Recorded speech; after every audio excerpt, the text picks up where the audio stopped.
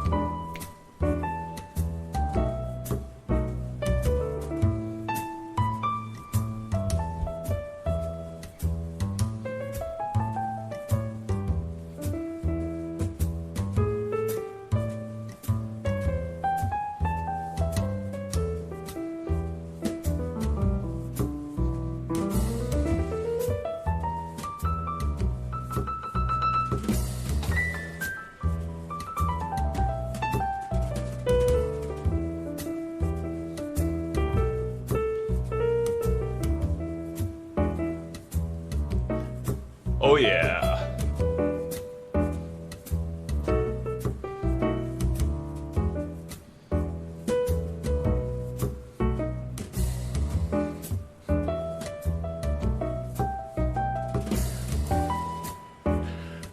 Welcome, sim fans.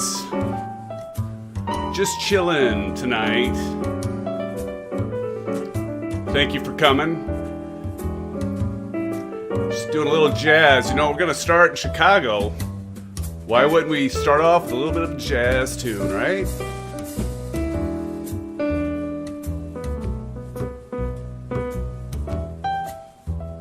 Oh, you thought we were gonna fly? Oh! I just thought we were gonna just hang out and listen to some good jazz music.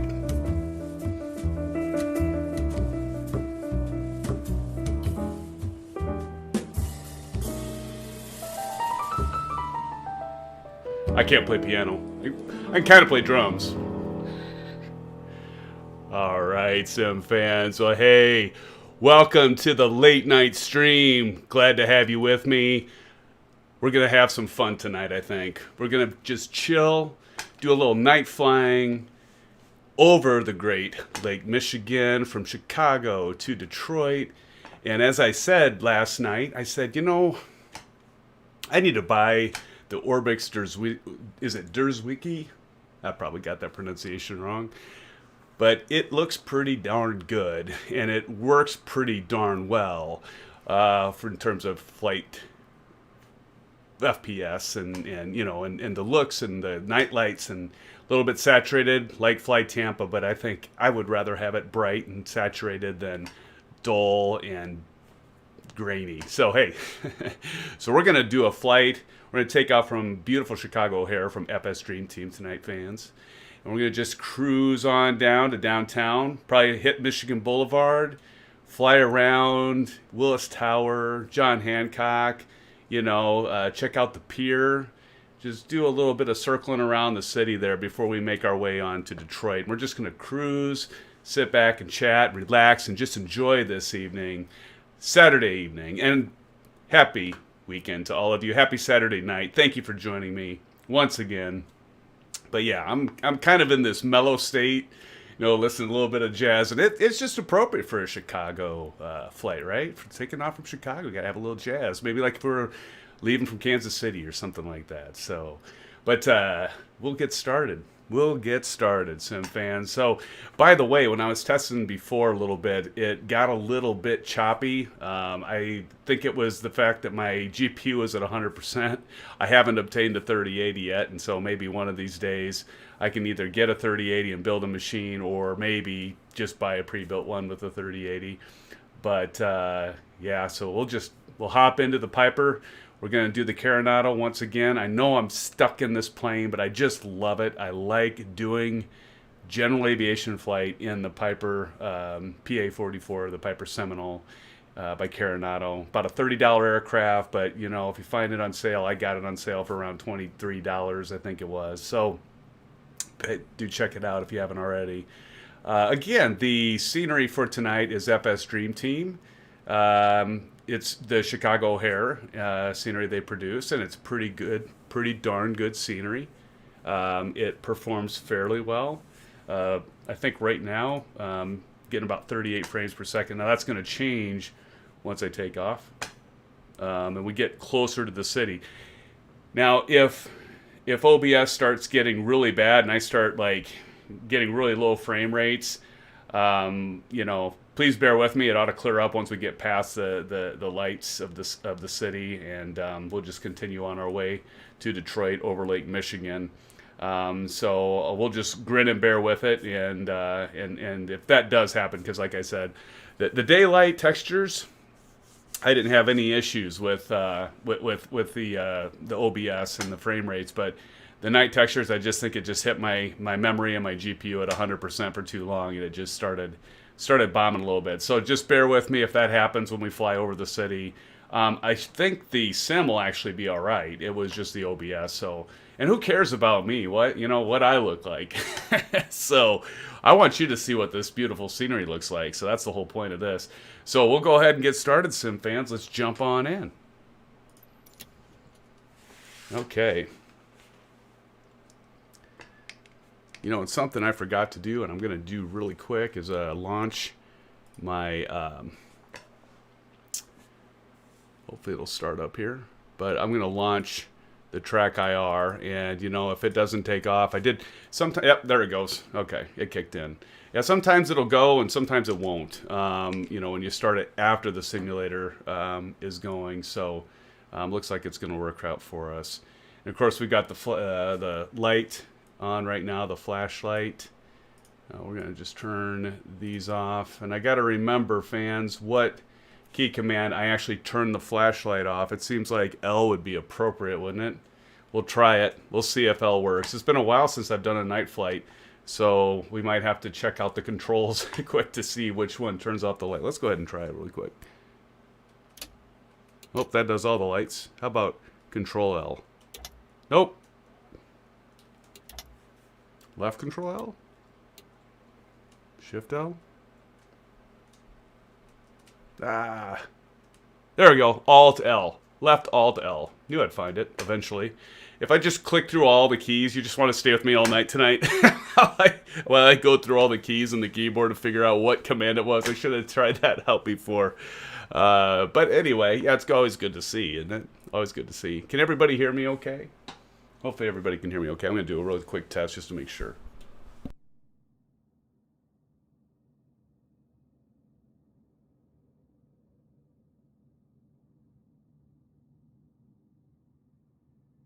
Oh yeah, we're all good. Okay.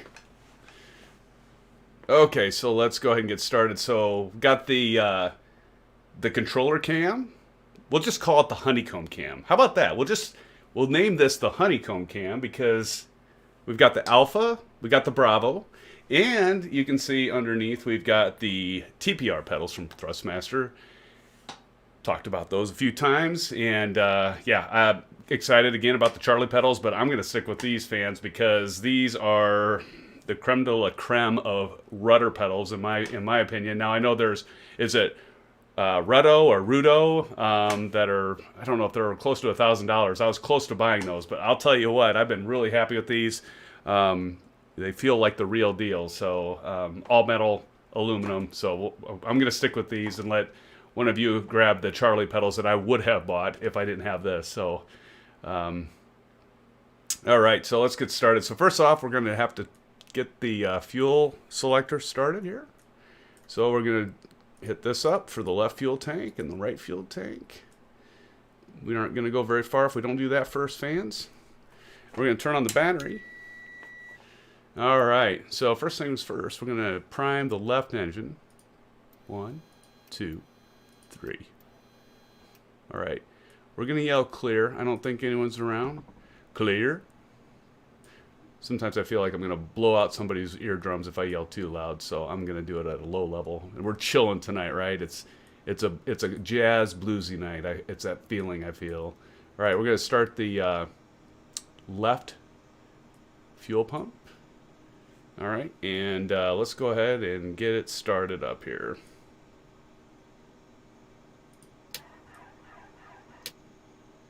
Oh, you know what I forgot to do? Check that out. Gotta put the mixture in. There we go. Let's try that again. Not gonna go very far without that either. There we go. We'll turn off the fuel pump. Prime the right engine 3 times. Turn on that right fuel pump. We got the mixture in for the right engine, so we should be able to get that lit up. And there it goes. We'll turn that off. All right, now you see this, I'm going to turn on the alternator and then my avionics. Everything's set. Flip over to turn on the transponder. Get that lit up. We're going to turn on the GPS from localizer. Is that kind of cool though? Like, look at our flashlight is actually reflecting so much off of that panel that it's almost blinding us and we're not able to see it. So we're going to turn that off for a second.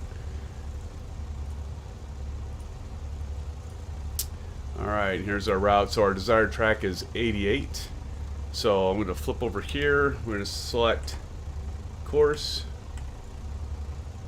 And we're gonna go 90. This goes by 10, so it's going to be close enough. We're going to do 90 there, and so got that set. And then let's listen to ATIS. It's going to be a beautiful night tonight, so we should be good. So we're going to tune O'Hare ATIS. Let's take a listen to the weather here.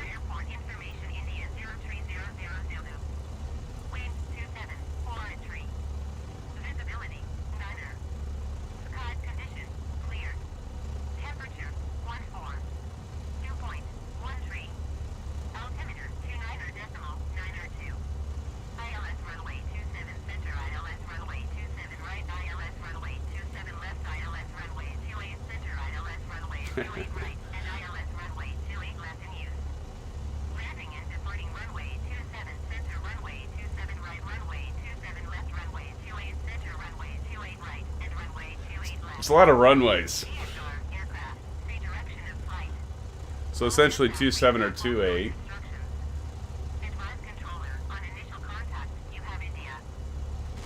We have India. All right, we're in 2 ground, so we don't have her talking.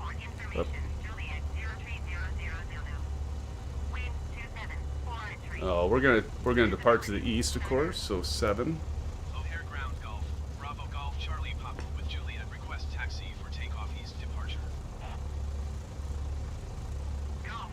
Bravo Golf Charlie Papa taxi to an hold short at runway 28 right using taxiway Papa Papa cross runway 27 center Papa Papa cross runway 27 left Papa Papa Bravo Echo Echo Alpha 1 tree.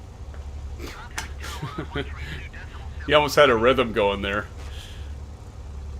Okay. Whatever. We're gonna actually, sim fans, we're just gonna take off from the closest runway, okay? So again, we're in the simulator, so we can do stuff like that. The beauty of flight simming, right, sim fans? Yeah. Okay, so we're going to set our heading bug. Let's just put it at, what'd they say, 28, 27, something like that. We'll just use 27 there. We'll set our heading bug so we kind of get a general idea of where we're going to go. Oh, yes. Yes, yes, yes. Sorry about that. I acknowledge. Taxiing hold short runway 28 right using taxiway Papa Papa cross runway 27 center Papa Papa okay. cross runway 27 left Papa Papa Bravo Echo Echo Alpha 1. Well, we better get these taxi lights on, nav light on. We got our beacon on. Fans, let's check outside. How do we look here? All right, we're about at 29 frames per second, by the way. So you can't see that because the our Honeycomb cam is blocking that. So I'll just call out what frames we're getting. That'll probably be of interest to you once we start flying downtown Chicago. And where we look at the add-on scenery from Orbx, because I think that's what a lot of you may want to see. So I'll kind of call out what the frame rates are while we're going through there. Again, this is the payware of Chicago O'Hare from FS Dream Team. And then once we fly into downtown Chicago, you know, we're going to see the Orbx and Drzwiecki, I think I got that right, scenery there for downtown Chicago, which does look pretty darn amazing. So let's go ahead, get back in. All right, let's look left, look right. Let's go ahead and check out our map. Where are we? So we're just gonna go left right down here, and yeah, we're gonna take off from runway 27. So it looks good. Okay, so left down the taxiway, let's go.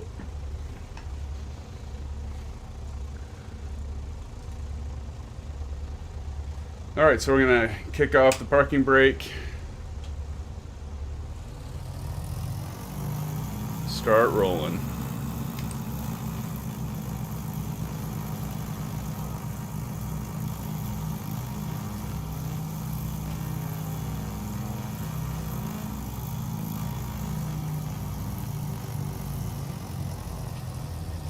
Always interesting night flight, right?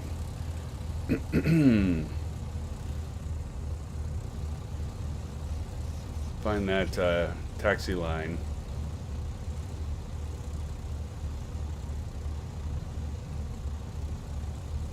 All right, I'm gonna put in some trim. Oh yeah, we just dropped down to 10 frames per second, so this is pretty horrific right now. But you know, that's the thing about the night textures. You know, I've noticed that where if you're flying in densely populated areas with a lot of night texture, or the night textures with the lighting, it can get pretty bad. Like and the other fact that we're kind of like looking towards downtown, so I've got FS Dream Team, Chicago O'Hare, plus the add-on scenery for downtown Chicago, like right off from us, and so yeah, it's gonna look, it's gonna really impact performance, sim fans. So you know, but it should clear up as we get going here. All right, we're gonna be taking off from the right. Notice our indicator, our heading bug indicator is on 2.7, where we want it to be. So let's go ahead and get ready to take off.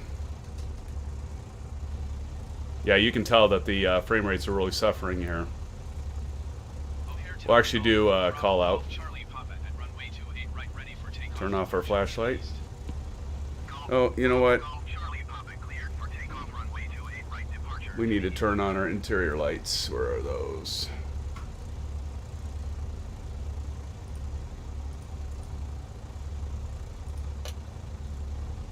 Alright, well, I'm apparently not ready yet. Let's see here.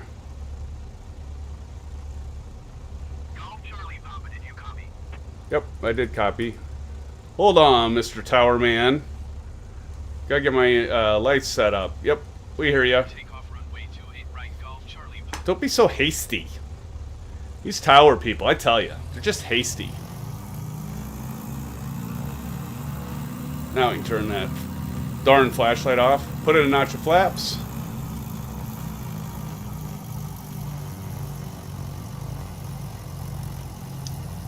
Alright, sim fans, let's get ready.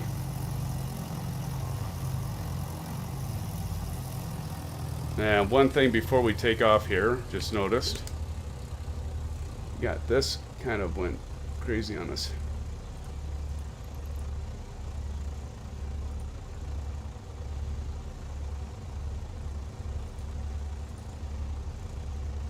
Nope, I did not want to do that.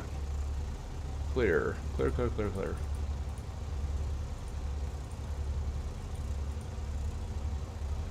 Oh, they would be so mad at me right now. KORD to DTW. That is what I want.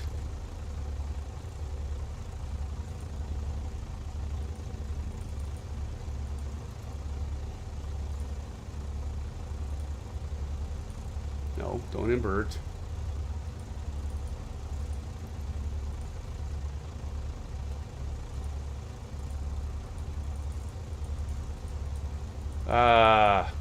I don't know how this got messed up, but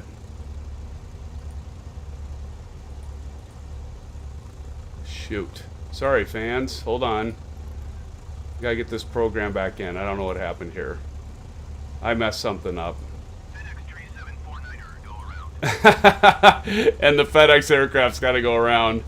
Oh, they're gonna be happy. Yeah, the moron on 2.7 can't figure out his GPS. Alright, well thanks for not crashing into me, FedEx. And we can hear him go by. Thank you. This is embarrassing. Alright. Yes, that's what I want to do. Activate flight plan, yes. Ah, what happened? I honestly don't know what happened.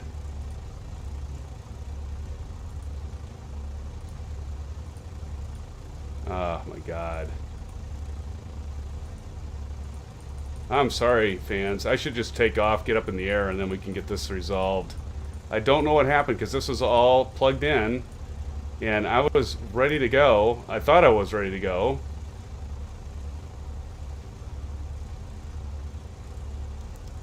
Alright, DTW. Let's try this again. So by the way, this is how you set your GPS.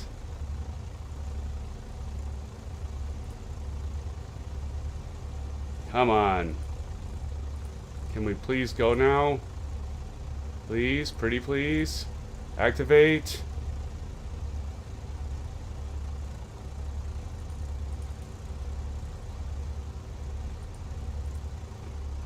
I don't know what's happening. It really should just be, it keeps resetting. Well, I don't know why it's doing this. Is it because I have flight plan? I have flight plan hit? KDTW, yes. Menu, activate.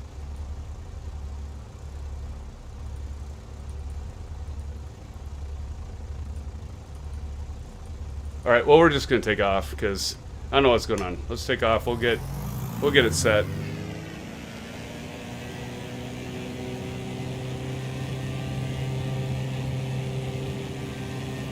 All right, 60 knots. That would be just my luck. Oh my gosh. Well, okay, complete failure. Let's restart. Oh my goodness. Well, okay, so honestly, that was, if you notice, I was at 60 knots. And there's like, I don't know if it's a bug in the aircraft or if it's with Microsoft Flight Simulator or what it is, fans, but it's every once in a while that'll happen. I'll take off at 60 and it'll just think I overstressed the aircraft. And I obviously didn't overstress the aircraft there. So just as well, so we can get the GPS reset. Oh, that's quite embarrassing, but hey, you know what? I think we all can relate and have been there. So, all right, well, here we're going to do a fast start. Oh boy, okay. Let's go ahead and get it back up and running.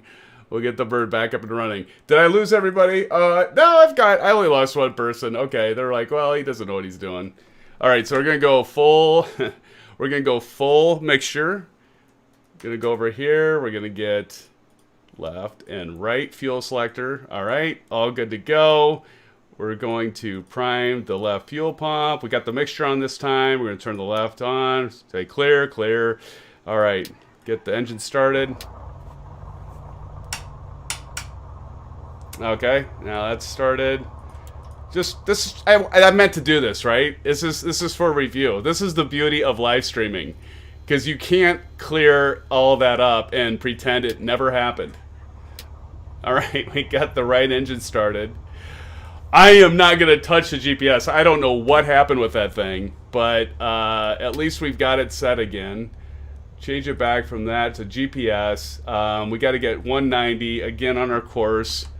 We're not going to talk to ATC because we're just going to get this thing up and going. Alright, so 190. Yeah, it's going really slow here. So let's go this route. Anybody talk? Oh yeah, sounds like you need an RTX 3080. Oh yes. Hey, how's it going, Incredibly Mad? Thanks for joining. Appreciate you coming online to see my huge embarrassing failure. Let's see, 190. Welcome, Incredibly Mad. Thank you for joining. All right, 180, and now we can get about pretty close to 190. Okay, and then we're going to do 27 on the heading. And again, we're just going to use this. Go a little faster. Yeah, I'm not quite sure what happened there. That was just a colossal failure. Okay, so we're going to... And I usually will set the trim wheel, and I found that if I don't do that, it'll overstress the airplane. But I actually, when I was moving, I started setting the trim wheel, and I think it might be related. If you're in motion, you do the trim, and then you take off, it crashes. Because it seems if I'm parked and set and I do the trim first, I'm fine. But if I don't do the trim and I go to take off, it's not. Yeah, I haven't quite figured out what the deal is there. Okay, so I think we're good to go. All right, still our frame rates aren't the greatest in the world. We need to get our lights set. Obviously not used to flying at night. It's kind of throwing me off here. Come on. So you got to get right on these knobs, just perfect. That's what I love about the Bravo Throttle Quadrant, is that you don't have to be exactly on to get it to work. Okay. So now we should be able to get going here.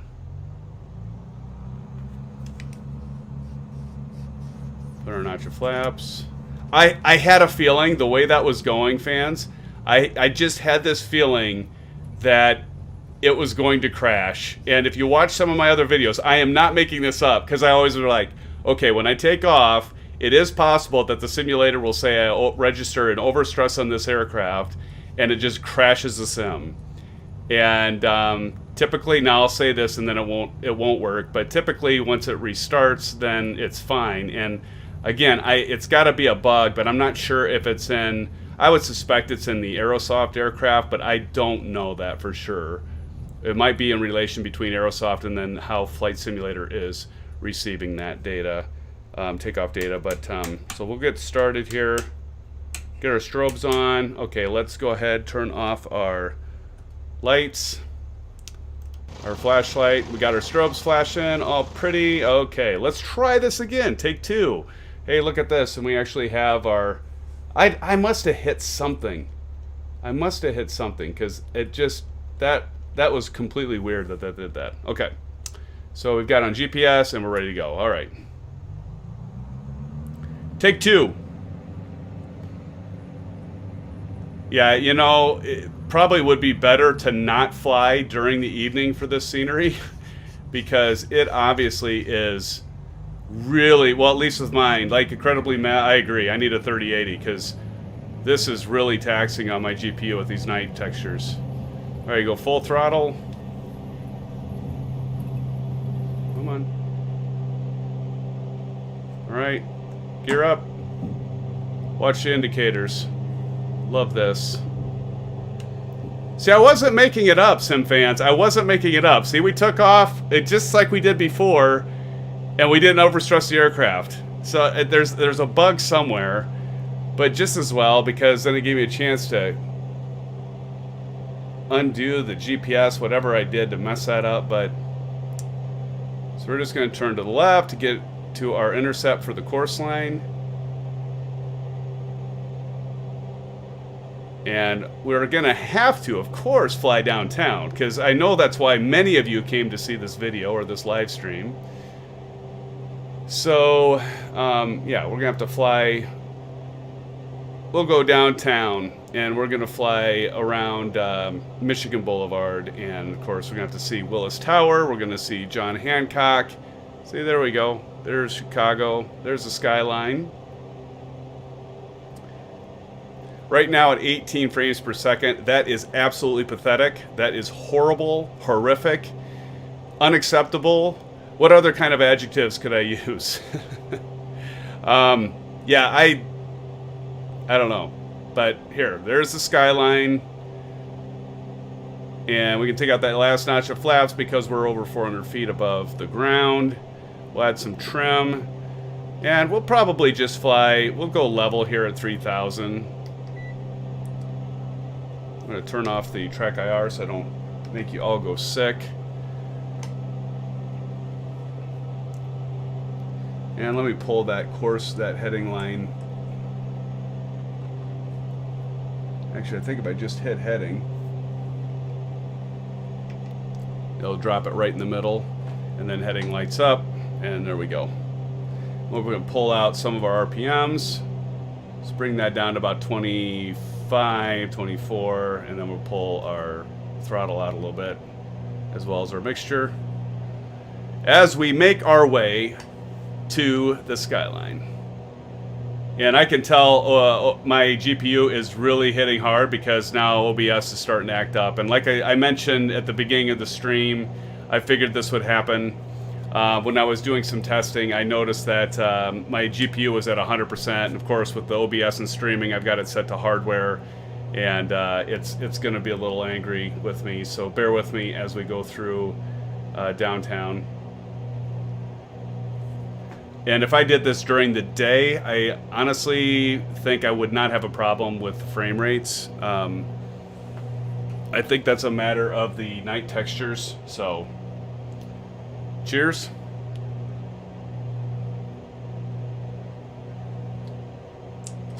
I may be wrong, but I'll suspect that once we get past downtown Chicago, it'll be okay. So I'm actually going to turn off my webcam here so it's not distracting.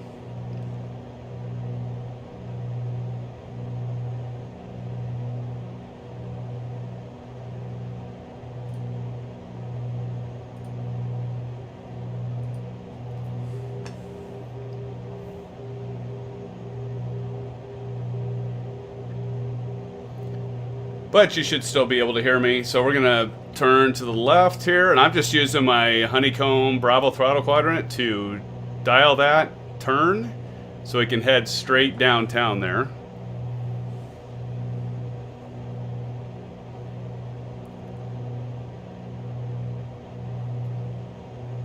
Yeah, I was looking at new computer builds this evening, and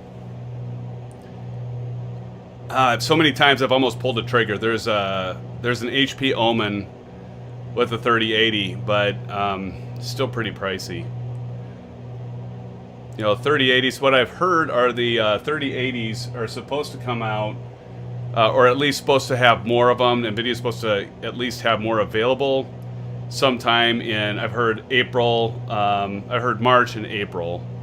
But then I've also heard, you know, third quarter of this year. So it seems like it keeps getting pushed back, and it's probably no thanks to the Bitcoin mining. And yeah.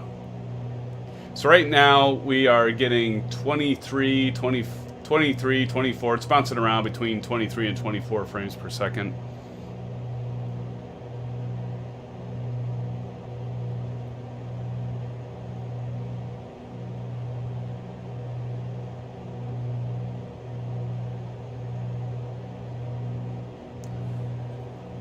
But you gotta love that Chicago skyline, right? Just gorgeous.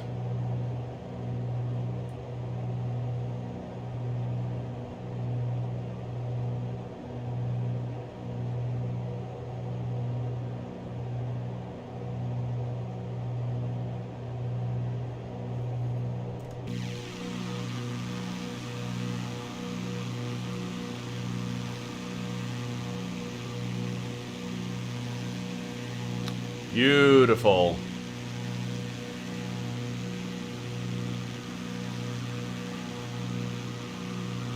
But yeah, there is no doubt, Sim fans. I mean, when you go between, I mean, even not with this add-on scenery, I mean, you can see it when you get into some of the heavier populated metropolis-like cities. If you have night textures and lighting at night on, it definitely taxes the GPU. No surprise. But yeah, like right now, we're at 14 frames per second. So again, I have a 1080 GPU. I've got a i7 7700K. So, you know, for those of you that do have the latest and greatest, I'm sure you'll be fine. This, to me, is unacceptable, honestly. Now, I did fly during the day, and it was fine. I was getting right around 30, which is great.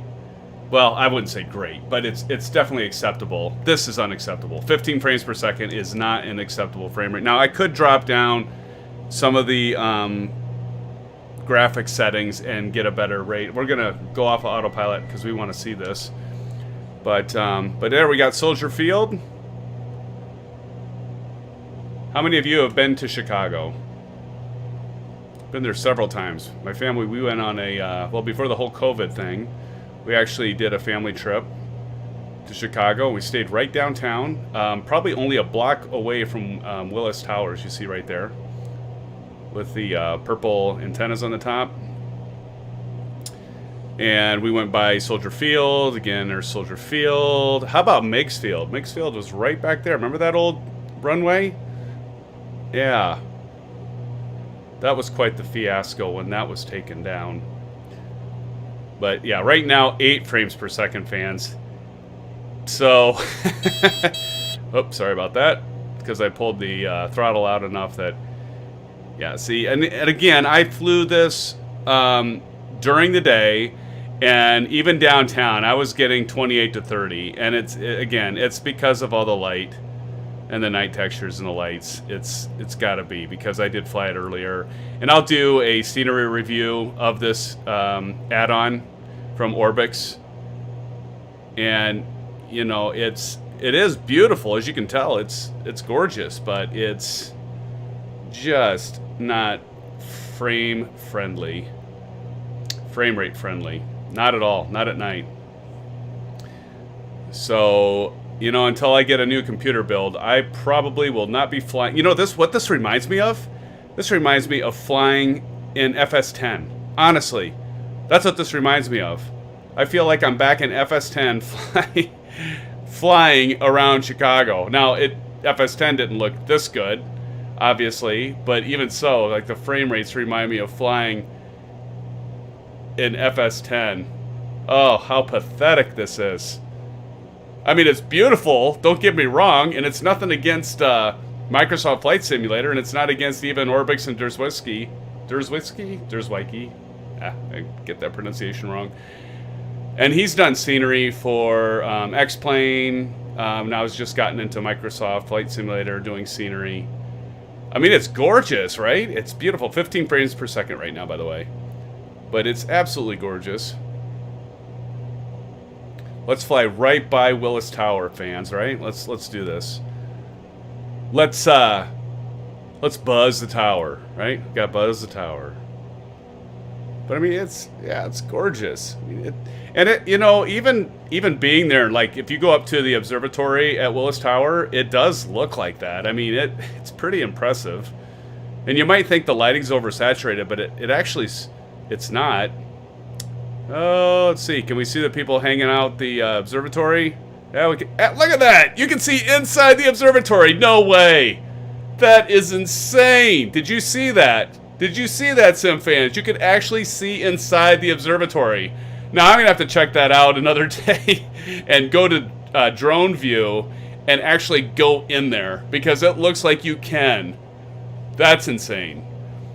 And if you go to Orbx's site and check out some of the screenshots, like you can actually see curtains in the window on some of these buildings, which is probably why it's not helping, you know, flying through here. But you know, what's that silver orb thing? God, I can't remember what the name of that is.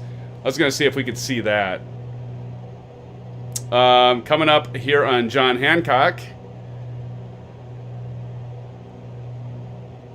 it's Herbie Hancock. Anybody guess that film? Somebody's got to be able to guess that film.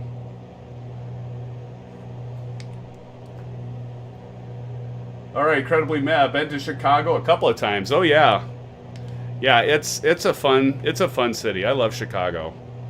Love Chicago. So fly by John Hancock Building here. I mean, it is pretty darn cool, isn't it? I mean, even though we're getting anywhere from 11 to 15 frames per second flying downtown at night, which again is pretty pathetic, I'll admit, but I think it's more pathetic of my system than it is. I'm not blaming Microsoft Flight Simulator, and I'm not blaming Orbx or the developer of this scenery, because it is gorgeous. And you know what? That's the great thing about Microsoft Flight Simulator. It's like, it gives you that incentive to upgrade. Like, Intel should give Microsoft royalties. Maybe they do anyway. But it's like, hey, we'll put out Microsoft Flight Simulator because people are going to buy, or AMD for that matter, right? And NVIDIA. Because people are going to buy the new hardware because they want to be able to fly this thing at an acceptable frame rate. I mean, even if I was getting 28, that'd be fine. But right now it's 20. So that's better. But, like, let's look at this again. That's 3D rendered in there. And that observatory, that is 3D rendered, fans. There is no doubt about it. That is, okay.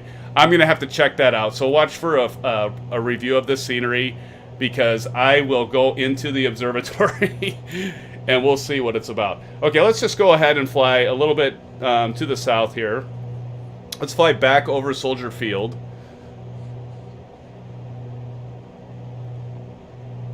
Here's Soldier Field. Let's see. Where's the aquarium? There we go. There's a museum. Shed aquarium right there off the left wing here. We do like an 8-ton pylons, fans. We're on Shed Aquarium.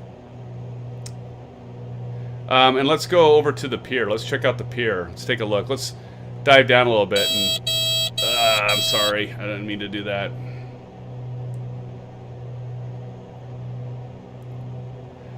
So that's a kind of an obnoxiously high fountain. I mean, we've been by that fountain. I don't think it would really be that high. I don't know. Maybe it is. Nah, it's not that high. Maybe the light goes that high. Oh my gosh, 9 frames a second. It's killing me, sim fans. This is killing me. I'm sure it's killing all of you too. Holy mackerel, this is horrible. Okay. But here, we'll go past the pier. We'll see. Oh, by the way, this Ferris wheel actually turns. This Ferris wheel actually turns. Let's take a look at this. See if I can't, like, run us into Lake Michigan as we look at this. But look, can you see it? It's such bad frame rates right now, it's probably hard to tell, but it actually does turn. Look at the reflections off of Lake Michigan. How beautiful is that, though? I mean, sure, we're only getting 12 frames per second, sim fans, but I mean, we're basically looking at a bunch of pictures, right? It's like a flip book. But wow, I mean, that's pretty nice. Beautiful textures. All right, what do we want to do? Do you want me to go around and do one more pass, or do you want me to head on to Detroit? Talk to me, Goose. Talk to me, sim fans. What do you want to do? Should I do another? Should I go by Chicago one last time? Maybe go a little farther south. Yes, incredibly mad. Those reflections, they are amazing, and I kind of wonder. And maybe some of you know, like with the ray tracing, with the 2000 series NVIDIA cards and the 3000 series NVIDIA cards, I gotta imagine that, because the Xbox Series X does ray tracing, so I gotta imagine that there's ray tracing, and maybe that's that's not part of it, because it would be ray tracing anywhere, but it could have an impact with those reflections too. Go for one more pass, okay? Incredibly mad, thank you. We'll do one more pass. Let's see. Let's go downtown and try not to die. See, again, this is why it's fun to do simming, because we can do this. If we were actually flying like this in real life, our pilot certificate would be taken so fast. Got some traffic down there, right downtown.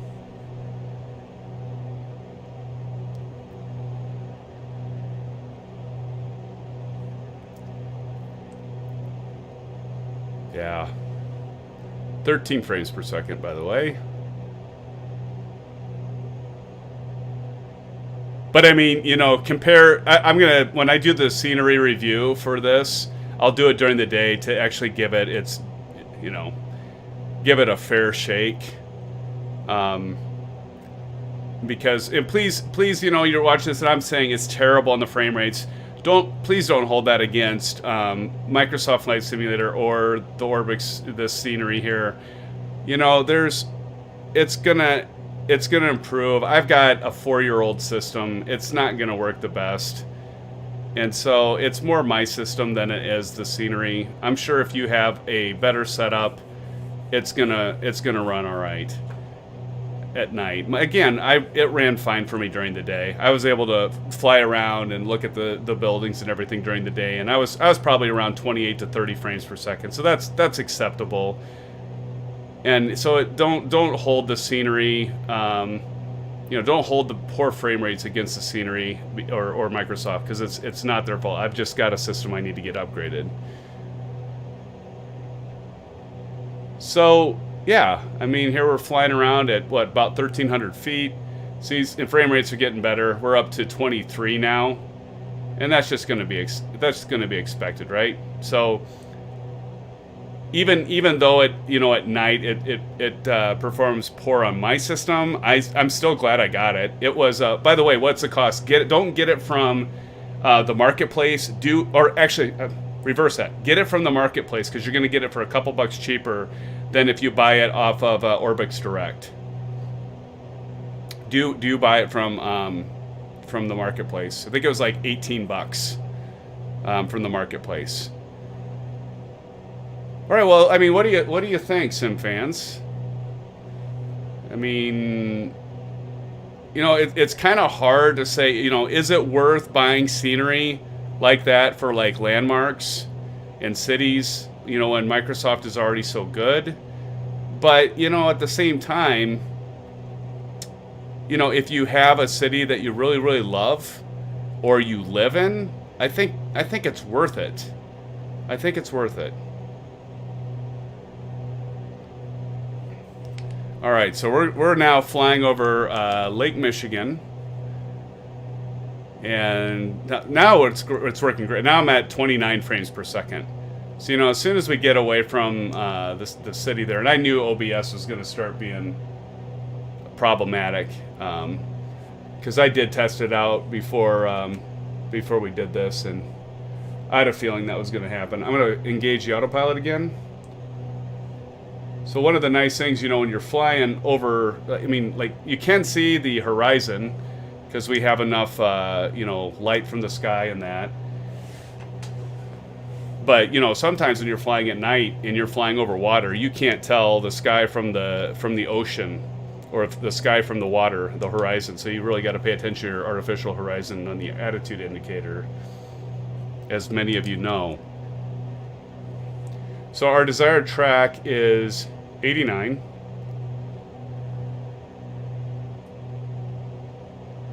So we're going to get that set here. By the way, I could be doing this, if you're wondering why I'm not doing this with my Bravo Throttle Quadrant, is because with this aircraft, it'll either go tens or single, and I have a wheel on my mouse that just goes a lot faster, so sometimes it's just quicker to do it that way.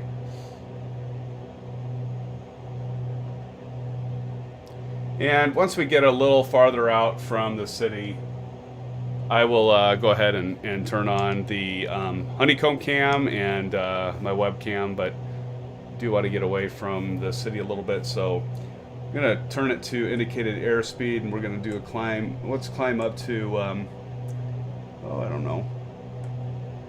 I'm sorry, not indicated airspeed, but vertical speed.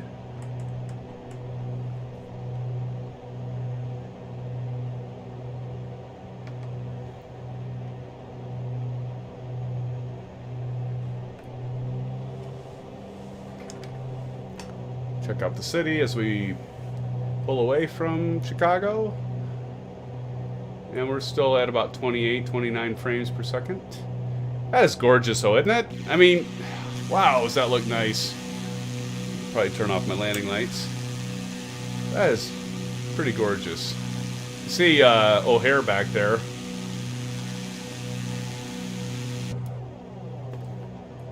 I don't have any regrets buying it, because I know I'm gonna upgrade my CPU. I'm gonna upgrade my GPU, so I have no regrets at all.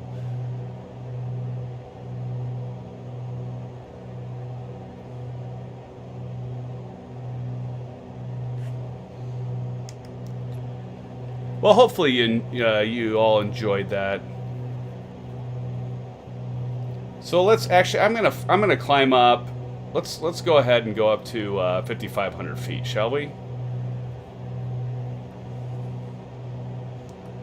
We'll go up to 5,500 feet, and then we'll level off. Nice thing about the Midwest and Chicago area, I mean, you're talking flat as flat can be, right? Nebraska, Iowa, where I live, Illinois, really flat. So you really don't have to worry about the fact of flying at 3,000 feet, you know, and Class G airspace, that type of thing.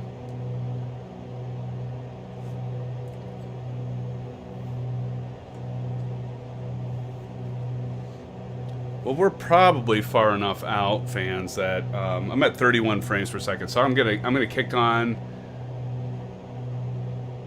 the controller cam, get that back on. Hello, and I'll turn back on my webcam. And yep, we're back.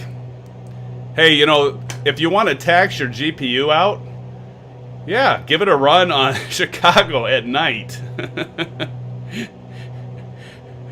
That should be like the benchmark. You know, forget like, what is it, Heaven and some of the other 3D benchmarks for your GPUs. Just throw Microsoft Flight Simulator on with the Orbx, Drzwiecki scenery of Chicago landmarks, and do it at night, and that should tell it all. Just see what the frame rates are, see how much it taxes it. But I think everything looks good, right? OBS is all okay now for all of everybody, hopefully. Seems to be looking all right from my end, so I'm gonna assume we're good.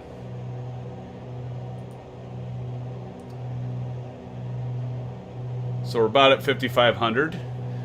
So we'll be able to level off here shortly.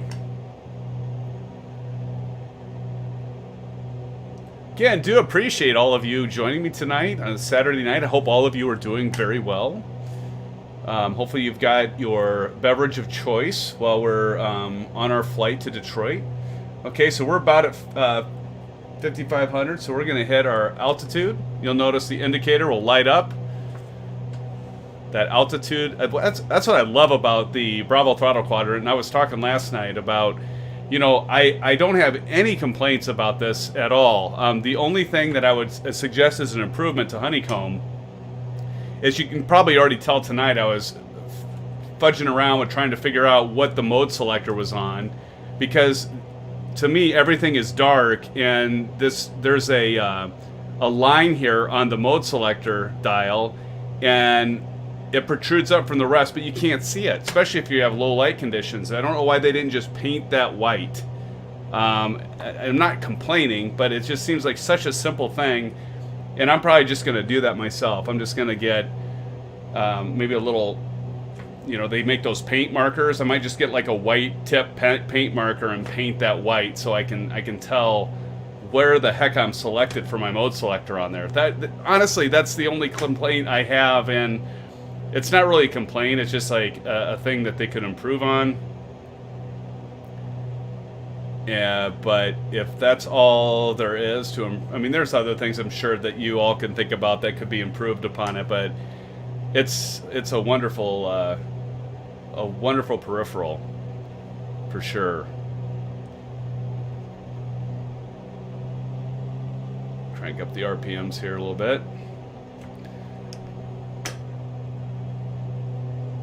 So now we're at 34 frames per second, as you would suspect, as we're pulling away from the skyline. You can still see it back there, though, fans.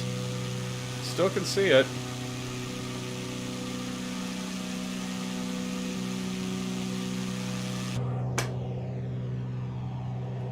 All right, let's see here. Incredibly meh. It might be dark because of the aviators. Right. Yes. True.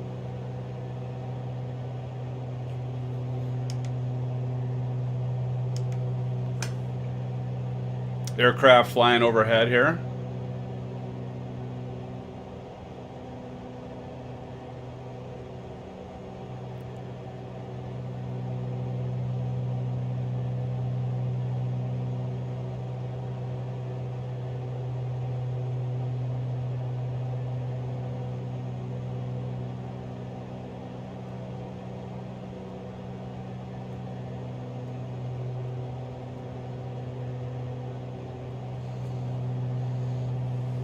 Alright, we're about ready to intercept our course line, and we're about halfway, as we can see on our GPS, about halfway across Lake Michigan here, on our way to Detroit.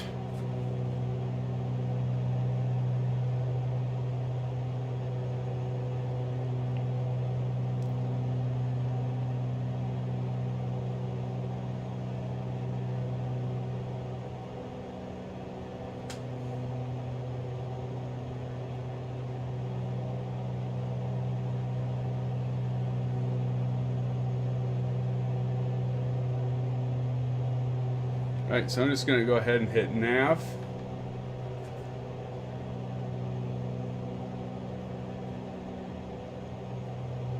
And we can see the plane's banking just a little bit. Still can see the skyline of Chicago behind us. Now we're going to see we're banking right, as can be expected, as we intercept that magenta course line, of course. That was redundant, wasn't it? Intercept the course line, of course. And then let's take a look at our EGT. So we certainly can pull some mixture out and save ourselves some gas here. So I like to kind of pull that mixture out until I've got those needles level. I kind of think to myself, spread the wings.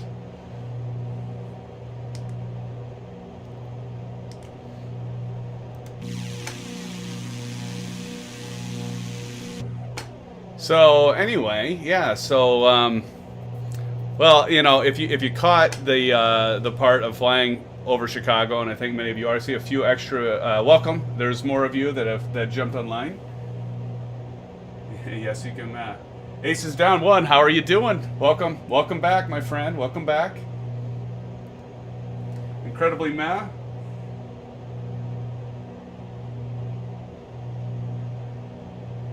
In real life, you can fly at night if you're only rated. Yes, in real life, yes, you can. As Ace is down responded, yes, you can fly at night VFR.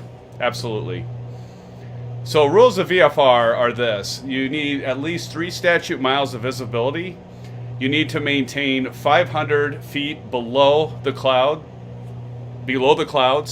and then at least 500 feet above the cloud deck, and 1,000 feet basically horizontally from any clouds. As long as you can do that, you can maintain visual flight rules.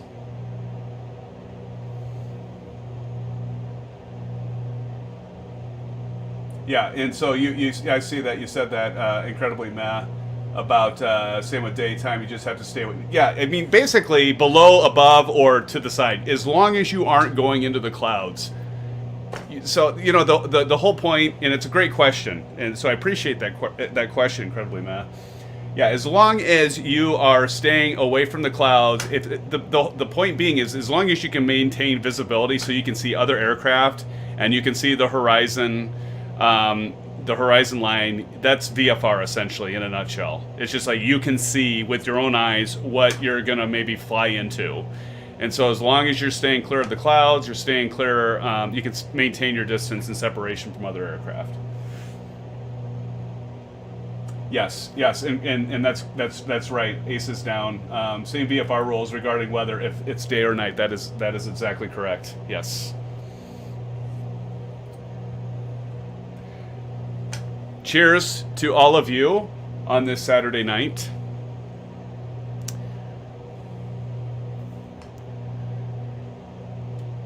Ace is down. I don't know if you missed it, but I had a faux pas at the beginning of this. I had the GPS all screwed up. I couldn't get it reset. I was having all kinds of problems, and then I went to take off, and there's a bug in the. I'm gonna say it's a bug. It was not me, and I think anyone that was on here could attest to the fact that I did not overstress the airframe. But the one thing I'll say about the Carenado Piper PA44, the Seminole, is. What I think it is if you don't trim before you start moving. If you trim when you're moving, something triggers a Microsoft Flight Simulator and tells it that you overstressed the airplane, and it says you overstressed it. It dies, and then you have to restart the sim. And it did that tonight. And right when we were taking off, and of course I had to reset. No big deal, but appreciate those of you that dealt with it and stayed with me. So cheers to you. So it's kind of got started off roughly tonight, but those things happen. When you're live streaming, anything goes. I guess that's the beauty of it. You're not going to edit that out, although you can edit it out after a post. But I think that's part of the fun, right? When you live stream, because I think we all face that from time to time. We have crazy crap that happens, and nothing in this world is perfect, right? Except for love, but I'm not going to get sappy. But yeah, so that's part of it. That's the one thing that you always kind of run into is, You know, those kind of things that happen when you're simming or just gaming in general. We've all been there. We've all been there. I know every one of you have had something that you didn't anticipate happen. Like the other night, I almost thought that I was like almost done with my long flight. It wasn't a super long flight, but all of a sudden it just like froze up. It was like after the World 3 update. And I was getting close. I think it was Liverpool. I was flying from London City to Liverpool, and I was like almost there. You know, I've been flying, and several of you were with me, just chatting up a storm as we're going. And, well, I was chatting up a storm. And we get probably about 15 minutes away from Liverpool, and it's just like my simulator stops. Like the audio, like you hear now, is running, but like the simulator just froze. And I thought, oh my gosh, I know I have a bad feeling about this. It's just going to crash, and I'm not going to be able to make my approach to Liverpool. But I was like, okay, I'll be patient. I was watching my Western Digital black drive, and I have, you know, there's the light, and it was going, and I knew there was a lot being read and written to the drive, and I'm like, okay, it's probably just hopefully loading the textures for Liverpool. But it took probably like 2 minutes, and then it finally came back, and it was going, to my relief. So it's actually, because the most fun of any flight is landing, in my opinion. Aces Down says, but I would not fly as a VFR pilot over water unless the coasts were visible to each. Yeah, you know, and I don't know if you caught that, Aces Down. I was mentioning, you know, at nighttime too. Like at night, you get out over the ocean. If you don't, if there's any kind of clouds, you know, you really can't even see. I mean, even right now, it's pretty clear, and it's just a faint horizon line. And if you get into a situation where you might, you know, which you never should, but you might end up stalling or something, you got to completely go to your instruments, even if it's a clear night like tonight. Well, Incredibly Matt, another stream, you had asked me to demonstrate a power on and power off stall. You remember I did a power on stall, and a lot of times when you're doing a power on stall, it can be prone to entering a spin. Your aircraft gets torque, and it did that. And I went over backwards on top, and I was basically, I couldn't tell if I was going up or I was going down. And the only way I could tell is if I looked at the attitude indicator, and it's got this artificial horizon line, brown's ground and blue sky. So I had to key on that, and you have other things that you key on. You look at the vertical speed, so if your needle's down here in the negative, you know you're losing altitude, and then of course you watch your altimeter, and you see if you're losing altitude. So there are other keys that you look at when you are when you're performing those things, or when you're in instrument flight rules. But those are really good questions.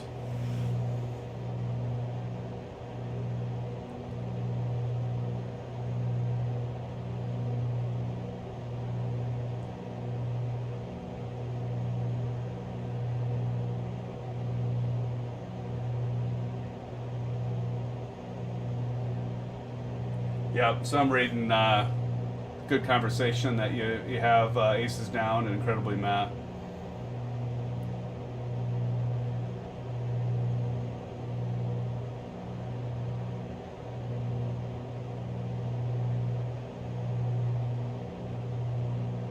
Oh, that's cool, Aces Down. So you have your PPL. Awesome. That's great, man. That's cool. I didn't know that. I wish I would have known that last night. That's pretty neat.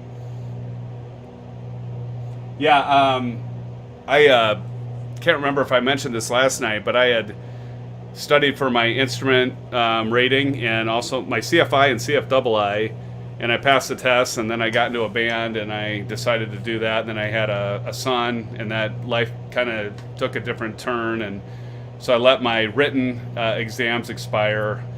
I did my commercial rating and passed that, but I didn't get my instrument rating, and I do plan on someday doing that, but I do not have that yet.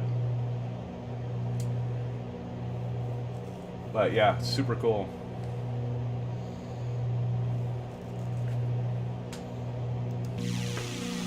Well, we're gonna finally get over the water, and just like Aces Down was saying, so you know how different is it when you're looking back here, and you can faintly see that horizon, but obviously when you're looking forward with the lights, it's so much easier to have what's called situational awareness. and knowing your either level or your banking, turning, descending, climbing, that sort of thing. And we are at 37 frames per second.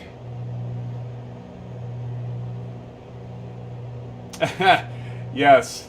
Yes, life always gets in the way. Yes. And incredibly mad. 4 kids. Yeah. I've got 2. And yeah, life does get in the way, doesn't it? But it's good. It's got its advantages on the family front for sure. But yeah, so that's why I tend to do this stuff late at night. Not always, to be honest. I mean, sometimes I catch a little flack from the wife when I'm doing it all day long, and you know, I should be doing other things like family stuff. I don't know if any of you have heard of Enneagram, but yeah, she had me nailed down to like what my personality type is, and she put me as an Enneagram 5. And so it's essentially what it is you got to have your own time, your decompression time, where you're like away from everything. And I think that's maybe a lot of you, because when we're simming, it's not like, you know, that's not like a joint gaming. Well, it can be. You can do multiplayer, but you know, it's kind of your own thing. But yeah, so she pegged me at it, and she's right on. It took her a while, because she said I was pretty confusing in terms of figuring out what personality type I am. And you know, nobody's ever just explicitly one or the other, but I think she's pretty much on. She like, this is kind of sad to say, but she like read a couple books just to figure out what my personality is, because I'm like all over the place. So.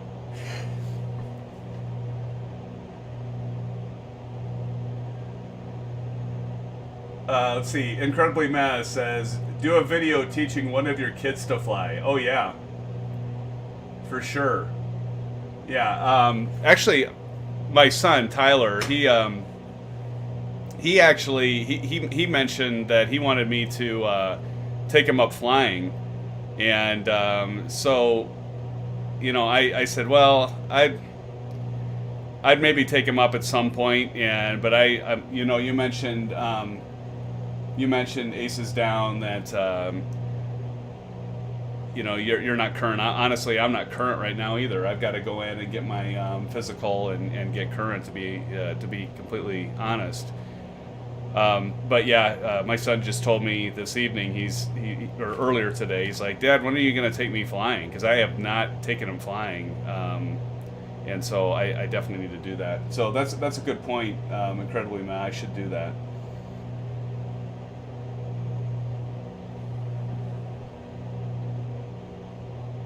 Nine. Wow, 9 kids? That is amazing. Nice work. Wow. Yes, you've had your share of restless not getting any sleep nights, for sure. You deserve some time off, I'm sure.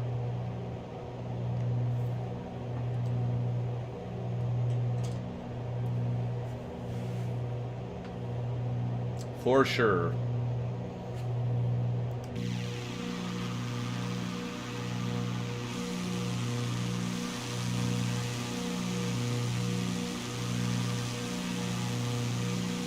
Trying to think of what that airport is back there. Can't think of it.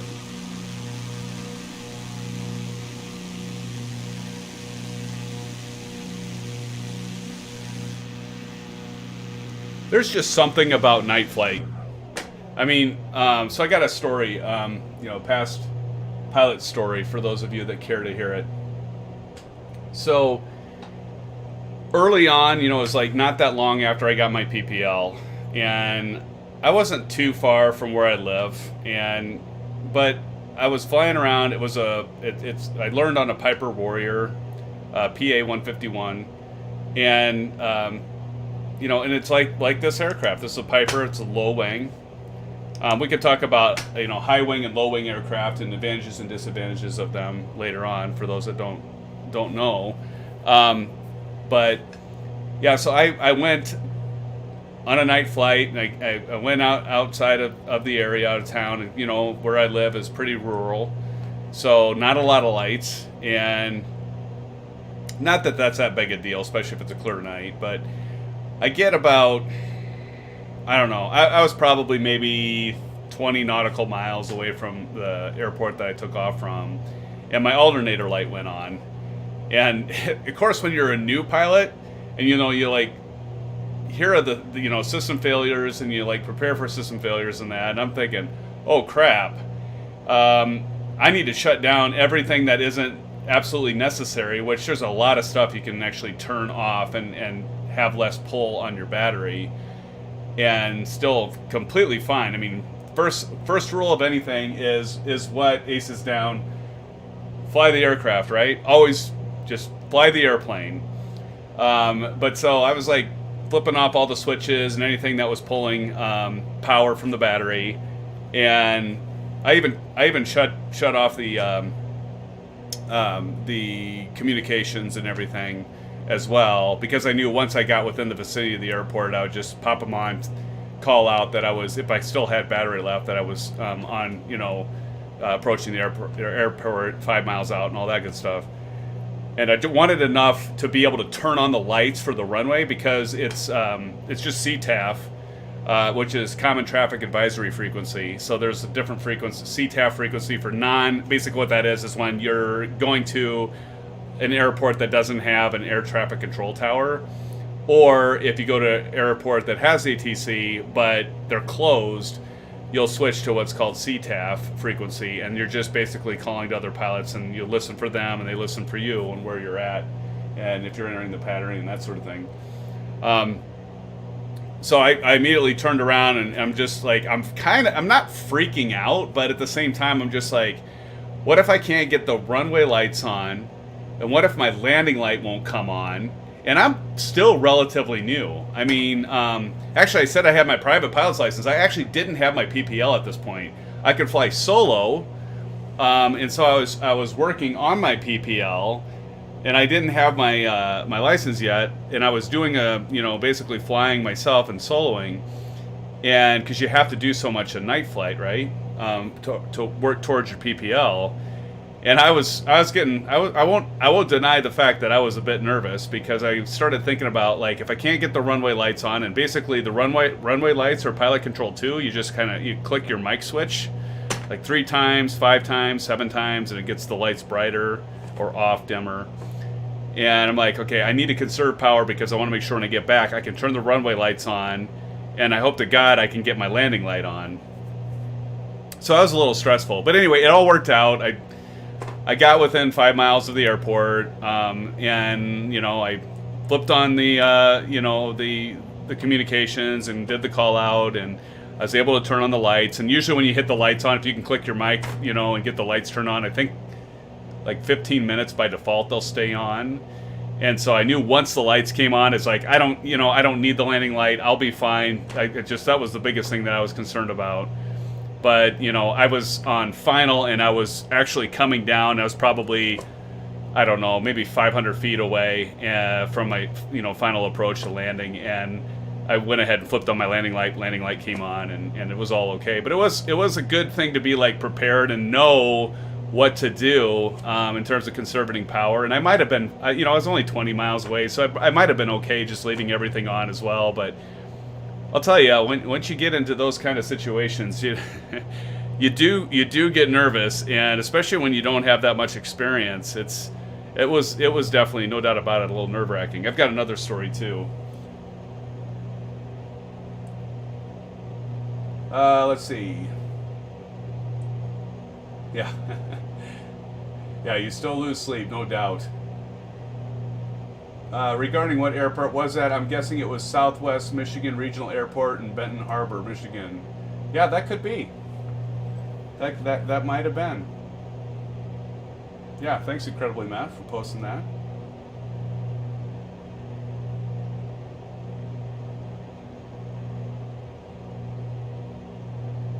Yep.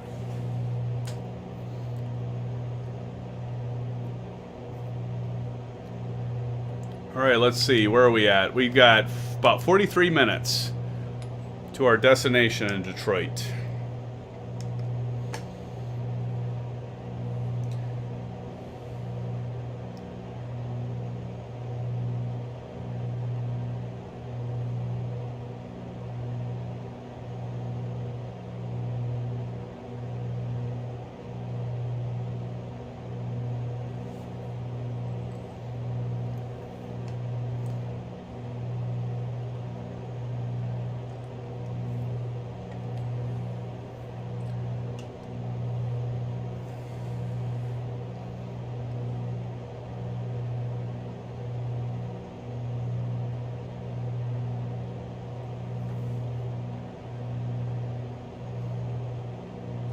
So, you know, I have the camera here, and so I thought, you know, this is kind of nice because you can see everything, even better with the rudder pedals, with the TPRs below.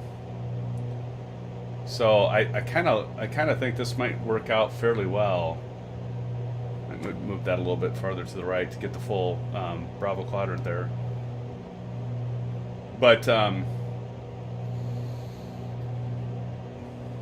pretty good. I think this will work, and it's out of the way, so I'm not hitting it. Like originally, before I had the gooseneck for the Honeycomb cam, I was always bumping it and stuff, and I felt like I was like kind of constricted and have to like go kind of tight and go to my throttle quadrant. And so this is nice. It's got probably I'm gonna guess that's at least a 2 foot, maybe a 2.5 foot gooseneck on it.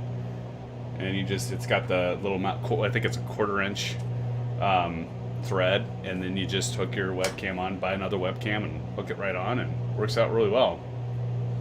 Got some more chat here. All right. Well, incredibly, Matt. Thanks for joining. Understand you have to drop off. Do appreciate you coming and joining us tonight. Thanks so much. Appreciate it, my friend.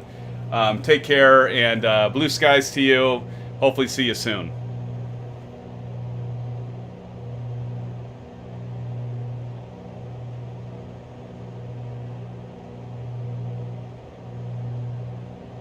Yikes. So Ace is down. He said, I think my scariest was leaving Fitchburg, Massachusetts, flying to Norfolk, and now closed. And while everything was fine at run-up, vacuum pump broke and lost DG, etc. Almost busted. Whoa. Yeah, that's much worse. Or Maryland, sorry. That wow, that would be really, really scary. Had to IFR. I follow roads all the way back. Well, and the scariest was at night. Forgot to mention that. Yeah, okay. Well, that's way worse. That makes my story about losing alternator very, very mild. Yeah, that's much worse, my friend. Much worse. I'm glad you made it out of that unscathed. Yeah, that'd be much, much more scary.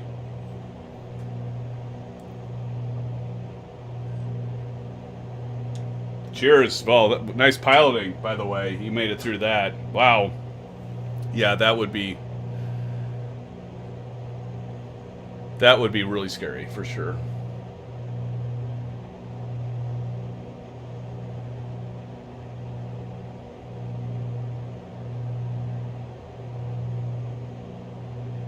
Yeah, so another story I had is like my first time I soloed.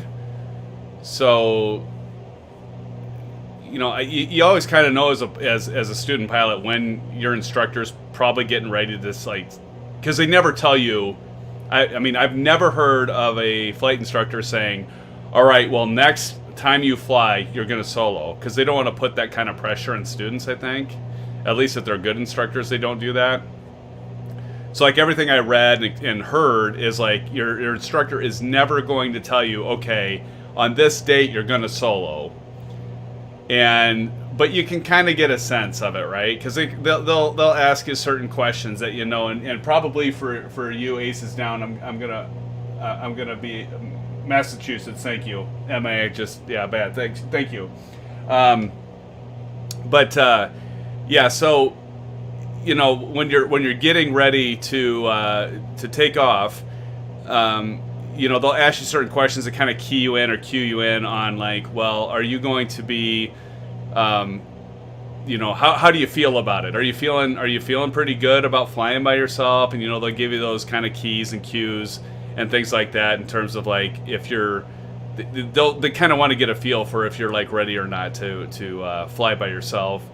And so I was getting some of those key factors in that, and so I was like, gosh, I know. I was telling, well, at the time, you know, I was telling my wife, I'm like, I think I'm gonna be soloing next flight, you know, because I have this feeling. My instructor's name is Brad, and I was just like, I know he's gonna have me solo the next time, and by golly, he did. And so we went in the pattern, we did a bunch of pattern work, and did several touch and goes, and then I knew right away when he just had me go, hey, let's stay in the pattern and let's work on some touch and goes. And I had been doing it for several months, and I'm like, I know he's going to ask me if I want to solo. And I was ready. I mean, I was nervous-sided, like my kids will say, you know, nervous and excited at the same time, nervous-sided. And so, you know, I did a couple, 3, and then when we landed on the second or third time, or whatever it was, he, like, looked at me, he's like, all right, well, let's go up to the ramp.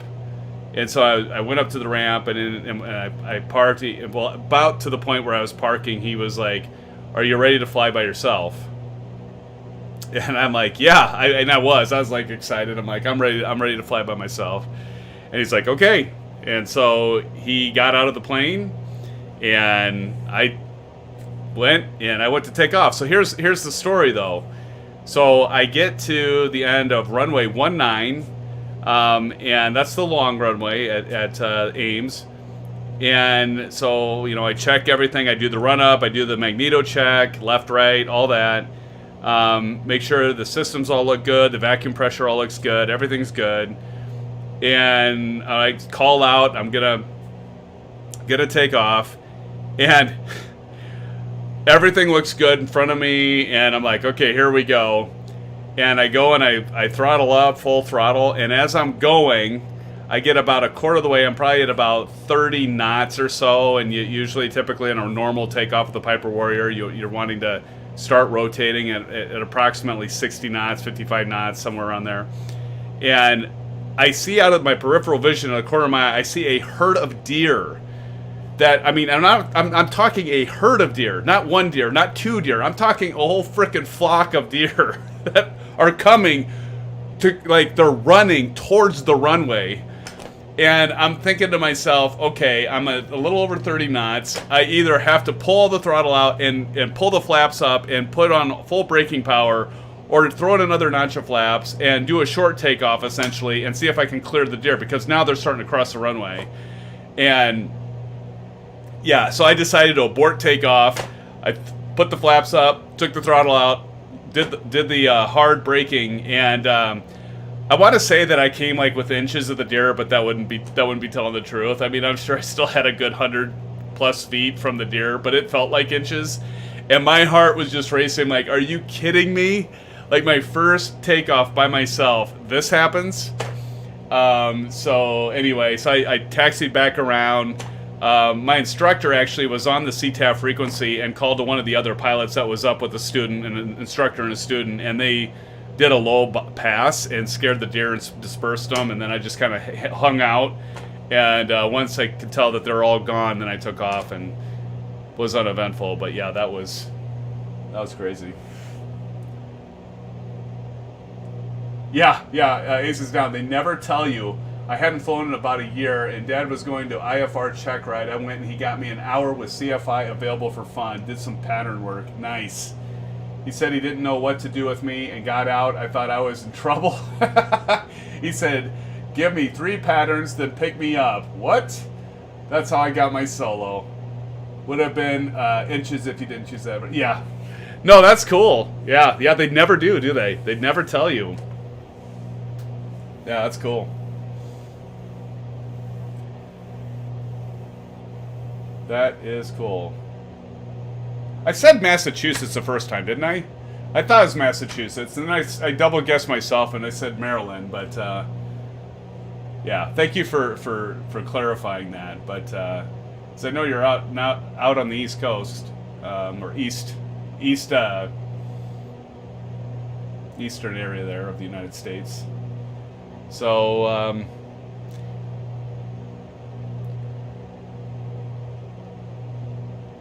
yeah, you know, there's a lot of stories that I have, but I don't have like thousands upon thousands of hours. But I know the flight school that I went to, they're in the FBO, they're a fixed-based operator. There is a large power cable that was hung on the back wall with some hooks and then just dangled down. And I thought, what the heck is that? And I remember when I first started going there, so that was when I was doing my commercial, my IFR. I actually got my PPL locally here, and I went to this flight school that's about 45 minutes northwest of here. And so at that fixed base operator, I saw this huge power line cable hanging from the wall. What the heck is that? What's the deal with that? What's the story here? Well, the guy that ran that FBO, and they were partnered with a community college to do a flight school program. Come to find, because he had like 20,000 hours or something like that, and he flew air tractors and did crop dusting, which those pilots are crazy, by the way. They're just nuts. You know, you've seen them. They're absolutely nuts. Nothing against them. They're cool. I mean, hats off to them, but they are crazy. They're flying around with the power cables and power lines, and oh my gosh. So anyway, what happened was he was going in on a route into dust, and he hit a power line, and he said that when it hit, it dropped his plane. He bounced off the field, went back up into the air, and he's like, huh, what the heck was that? Probably figuring he hit a power line, but he didn't realize that he had like probably 300 feet of power cable, or 200 feet of power cable, a pretty heavy gauge power cable, that he flew all the way back to the airport. When he landed and taxied to the hangar and he parked his aircraft, he looked back and he was dragging this power line. And I'm like, oh yeah, I think the guy was a cat. He had more than 9 lives. He couldn't be a cat because he had more than 9 lives, because he had a lot of stories of stuff like that, which is just crazy. But yeah. So, but anyway, yeah, that's some good stories for sure.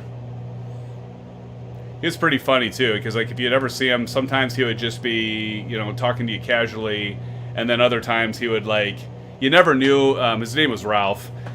You never knew if he was just gonna like come up to you and just talk to you, just chit chat, general BS, or if he would like run you through a bunch of quiz questions. And he was heavy on making you memorize all kinds of different terminology in that, which is good.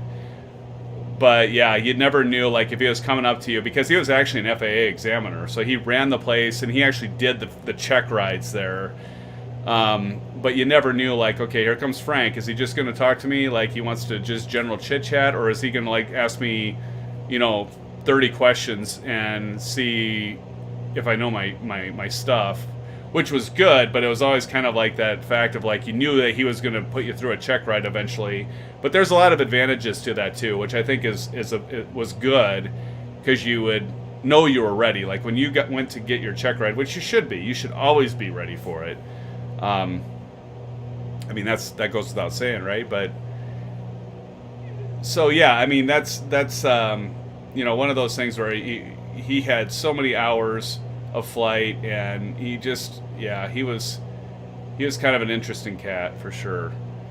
But yeah, I kind of wish I would have finished my instrument rating and my CFII, but I don't regret it, because I got other opportunities and things in life that really I would have regretted if I didn't do them. Like, I actually played in a band that was a cover band, which I swore I never would join an 80s cover band. Don't think less of me, by the way, because I would. But actually played with, opened up in Des Moines, Iowa for Head East and Great White and Bad Company and, geez, what was the other one? I'm missing one of them. But yeah, our group opened up for them, and it was like on a full big stage, and had my whole set all mic'd up. huge PAs and monitors and everything, and I always had dreamed about someday, you know, like when I'd go to concerts, be like, it would be so awesome if I'm doing a sound check and I'm hitting the toms and I'm hitting the bass drum and I'm hitting the snare and just having it echo and boom through everybody in the audience, and here I was finally able to do that. And so I don't for 1 second regret doing that and putting my whole aviation piece on hold, because I know I can always go back, and I do intend to go back and finish all that up. But yeah, that was a lot of fun. I mean, we played. The most interesting one, though, wasn't the big concert opening for these bands, and it was actually playing at a biker rally. And we're just going to leave it at that.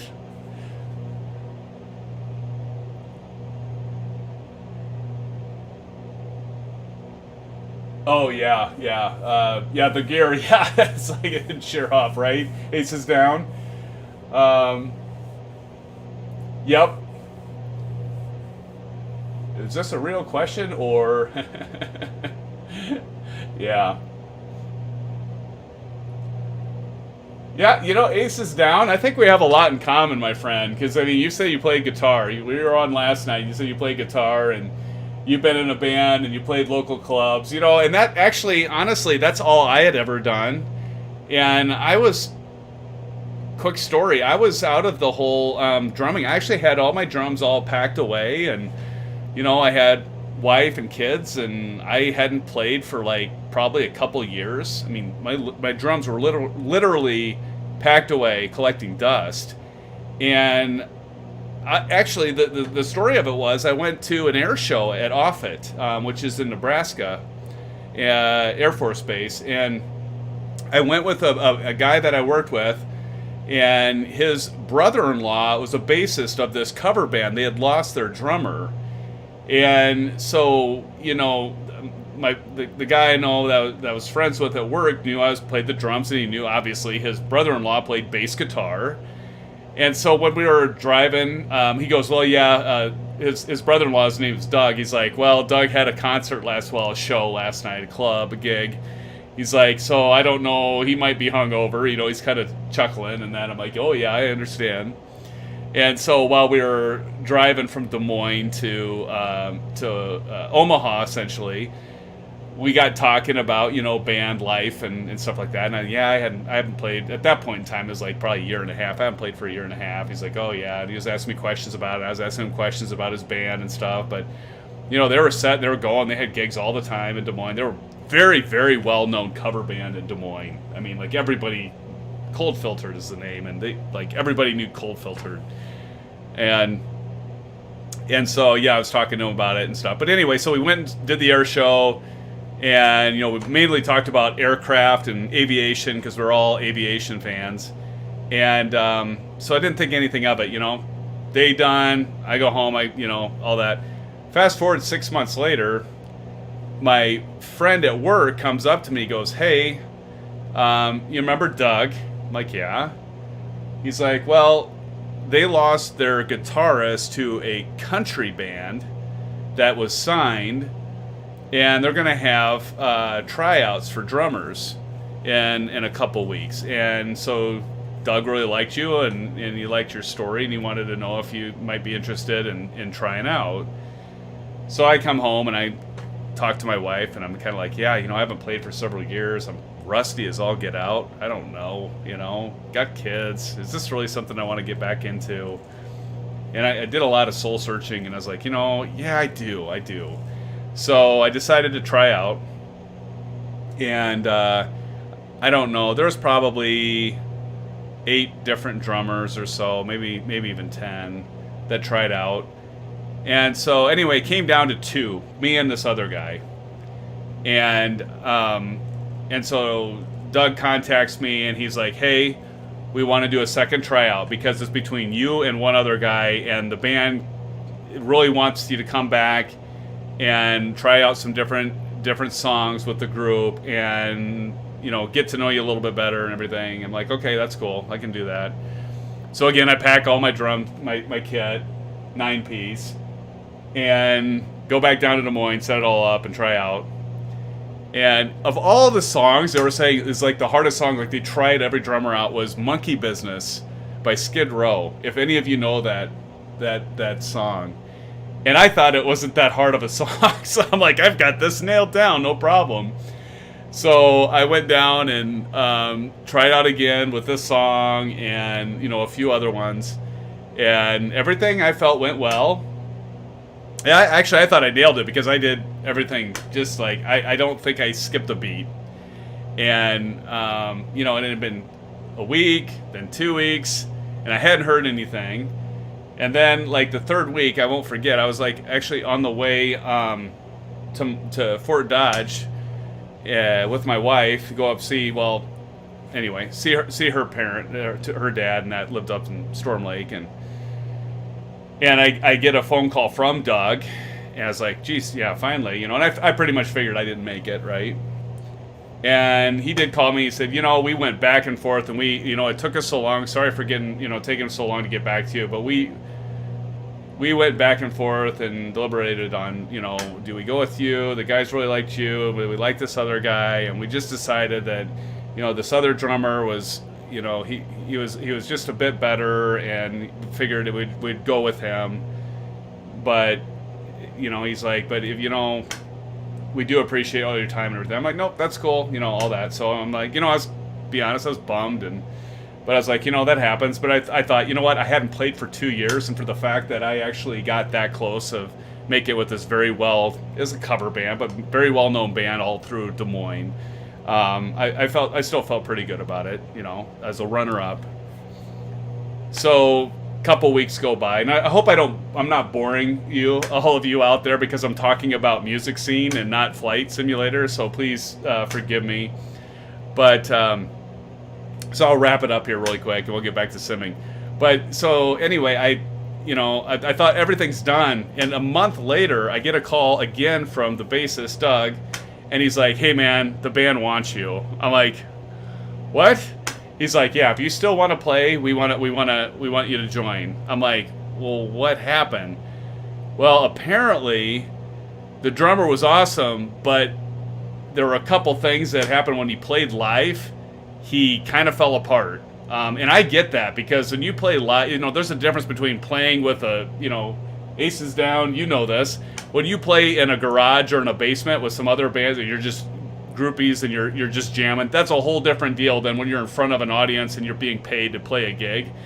There's a complete difference there. Well, apparently the guy, you know, had some issues there, but then also his girlfriend didn't want him to do it, and some insecurity things, I don't know. Anyway, they're like, it just fell through, we want you to play. So anyway, I ended up doing that. So, end of story. Sorry, I went on that big tangent about it, but it was a pretty cool experience, and I don't regret it for one bit, but I do plan on at some point going back and getting my CFI and CFAA.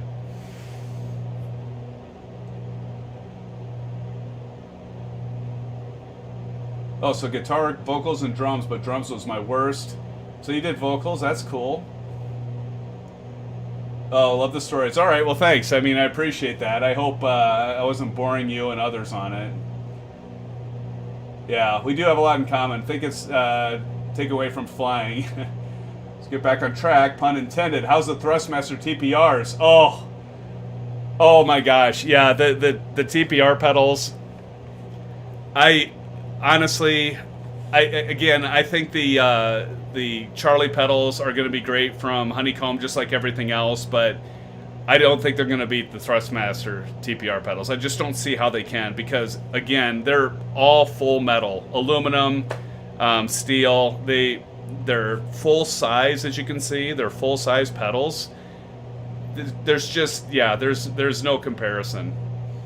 I don't really think that I'm sure, don't get me wrong, fans, I'm sure the Charlie pedals are going to be great, but I don't think they're going to be able to beat these. But, you know, these are probably going to cost twice, if not 2.5, maybe even, well, not 3 times, but I'm sure they're going to cost at least 2 times as much as the Charlie pedals, right? So, you know,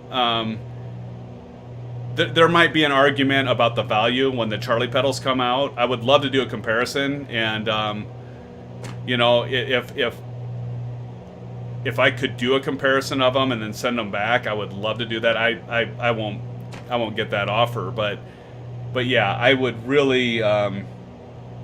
I'd find it hard to think that the Charlie pedals are going to be better than the Thrustmaster, but I have no doubt that the Charlie pedals are going to be good. I bet they're going to be great. You know, they're going to be like the throttle and the yoke. They're going to be part plastic, rubberized, I'm sure. There's probably going to be some metal components to them, just like the yoke here, but you know, they weren't going to be all steel, because if they're going to do all metal and steel and that, it's just their profit margin. I don't see how they could, unless they do charge more. You know, I suppose that is an option. You know, we may see that Honeycomb releases them and they might actually not be at the. Wouldn't you think though that they're going to stay with the 250 MSRP? Because you know they did 250 for the Alpha Flight Controls, they did 250 for the Bravo Throttle Quadrant. I would have to suspect that the rudder pedals are going to be 250, and then added onto which, if they're going to have them released for the Xbox Series X, I gotta believe that that they're going to be 250, because they want to. They're not in like the cheap price point, but yet they're not in the overly expensive price point where you know people can afford them still. And you gotta believe that they're trying to target that that demographic and that customer base.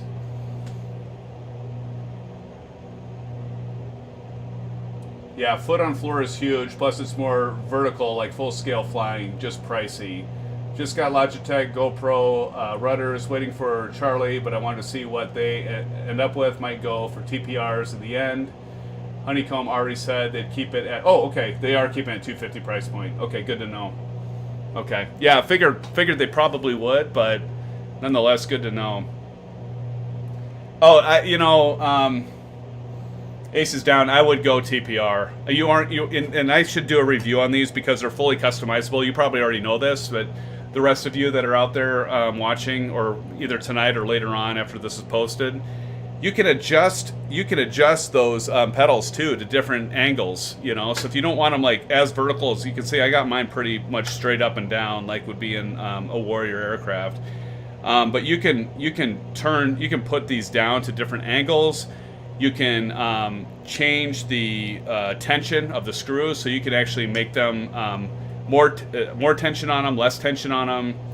Obviously, they have the toe brakes. You know, if I push down on them, they have the toe brakes. So, yeah, I mean, they are very customizable in terms of that.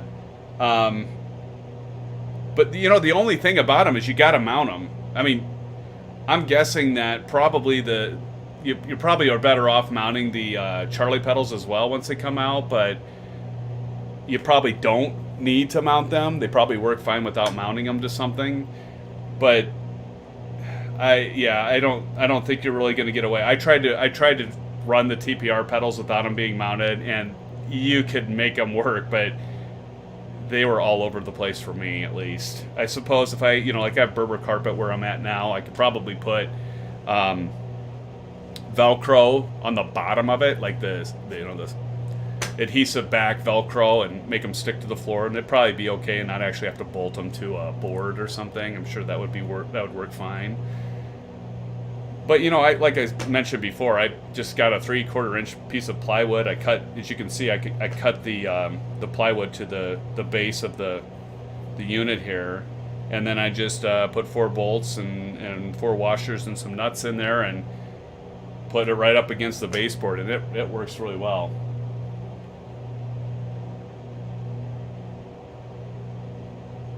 Yeah, I think that's a good choice.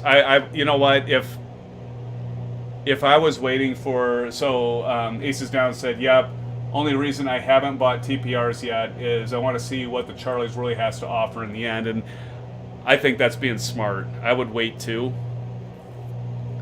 You know, when I bought the TPR pedals, the Charlies weren't even announced yet. So, yeah, if I would have known, like, oh, the Charlie pedals are coming out, and I was like, well, tempted to get TPRs, but I knew the Charlie pedals were around the corner, and if I already had rudder pedals, I would wait. So I think that's smart. Ace is down. I think you're making the right decision there. Wait for the reviews to come out. plenty of reviews on TPR pedals, and yeah, you might as well just wait because it's going to cost you half, and they might be. I would suspect they're probably going to be a better value. If I'm basing what I know about the Alpha and the Bravo, they're better values than a lot of the other stuff out there that's more expensive. I'm guessing it'll be the same like the TPRs. Yeah, would you be happy with the TPRs? Of course.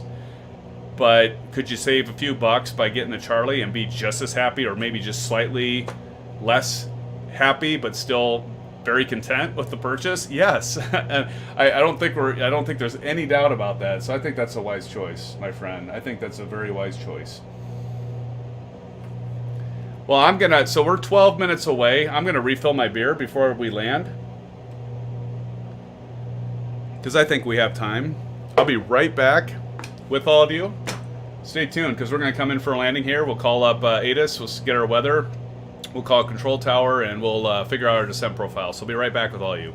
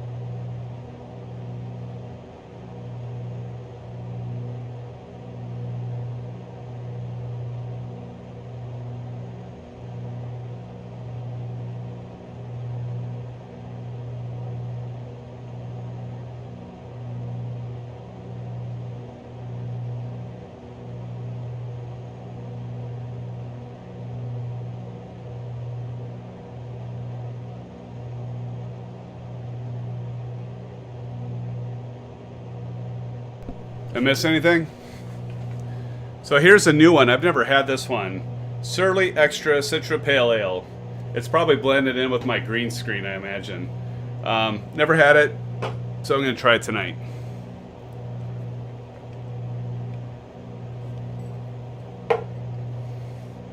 All right, while I'm pouring this one, let's get the ATIS, shall we? Nearest airport.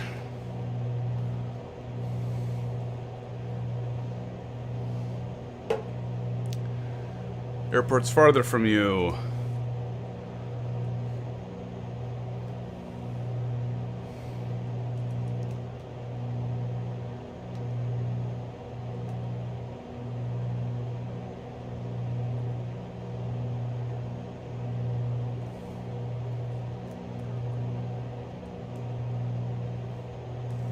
Did I miss it?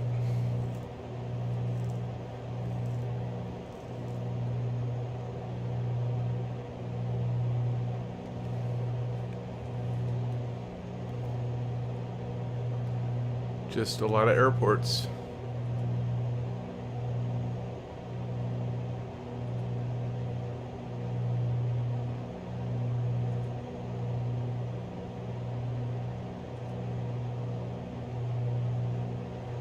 Oh, we're gonna wait.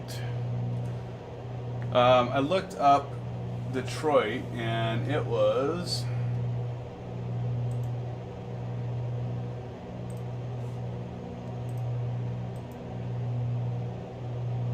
KDTW. It was 645 feet above sea level. So we'll plan on 1,700 feet. So let's say 1,500. We're at 55, so we need to lose 4,000 feet. So well, probably in about 4 minutes or so, we'll start our descent profile. How does that sound?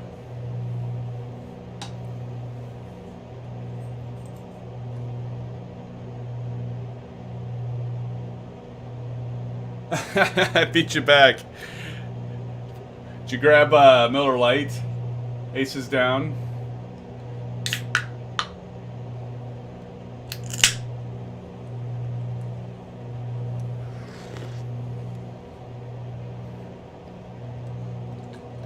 I know that was your beer of choice last night, so.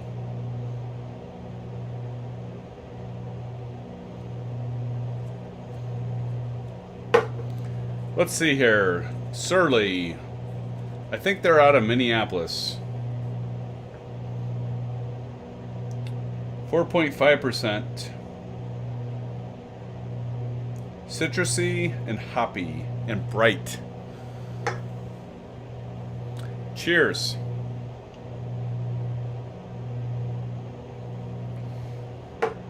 Ooh, that's not bad. That's pretty good. Not bad at all. All right. Let's see here.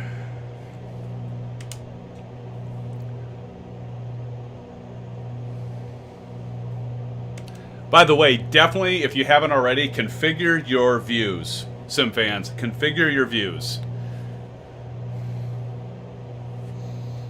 Makes life so much easier.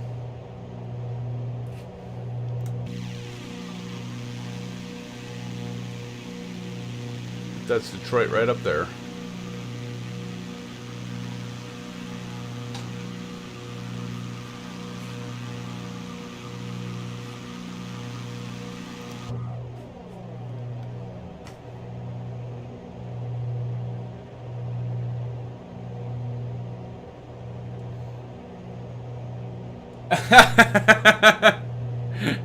Oh, that's good stuff.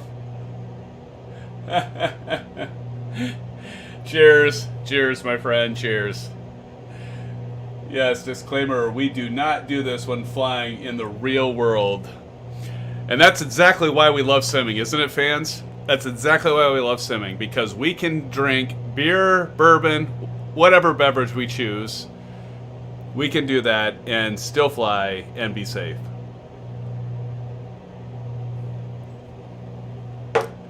But you're right. Yes, we do not do this when flying in the real world. That would be bad. What's the movie with Denzel Washington?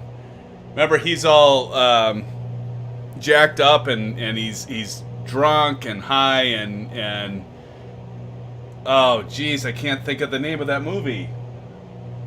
One bourbon, one beer, and one scotch. Yes. Is it just called Flight? I can't remember the movie that he was in. You know what they based that off of, right? If you ever watch the air disasters, if you've never seen Air Disasters, check it out. That's a great series, because it's just basically documentary of like all these past air disasters, aircraft, mainly commercial flights that have had major disasters or at least major problems. But yeah, that was based off of a Alaskan flight that the Acme Nut in the it was in the stabilator or whatever, I can't think of the term of it, but you know, on the MD-80, it basically sheared off and it made the plane go into basically a nose down dive, and the pilots couldn't pull it back, and they ended up going inverted, and so that's what that movie's based off of. God, what a bad feeling! I mean, that had to be so insane to be going through that, because you know, the pilots and the passengers lived all the way down to the ocean and knew they were in for the end. It just, oh God, how tragic. All right, so we're going to start our descent profile to get into Detroit. Pull some of that throttle out. I think it was called Flight, wasn't it? Yeah. Okay. Thank you. Yeah, Flight. Yep. Thank you. It's okay movie. I don't know. It's definitely Hollywood. I mean, a bit really not even a bit far-fetched. It's definitely far-fetched, because they actually survive, right? And there's that underlying tone of like, well, if Denzel Washington's character, the pilot, I can't think of the name of the character, but if he wouldn't have been like drunk and that and high or whatever, that he might not be able to have like calm, rational thought, and that's why part of the reason why he landed it or crash landed it and saved a lot of people. But yeah.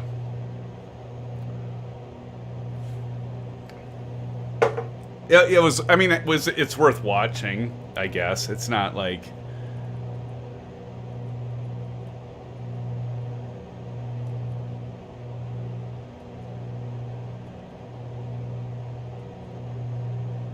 Certainly not the best movie I've ever seen. Let's just call tower and let's see where they want us to land. Detroit Metro Tower Golf, Bravo Golf, Charlie Papa is 8 miles west with Quebec to land. Oh, Bravo Golf, Charlie Papa, Detroit Metro Tower. High left traffic, runway 27 right. Altimeter 29.9 wind 2.27 at 3. 27 right. Make left traffic runway 27 right Golf, Charlie Papa. Alright, well, that makes sense. Left traffic, so we will do that. See that runway right ahead of us, sim fans? Well, we're going to enter a left traffic pattern, which means we're going to enter a downwind. And we'll be coming the opposite way. As you can see, we've got the heading bug, the green heading bug indicator, pretty close to 2, so I can get a little closer than that.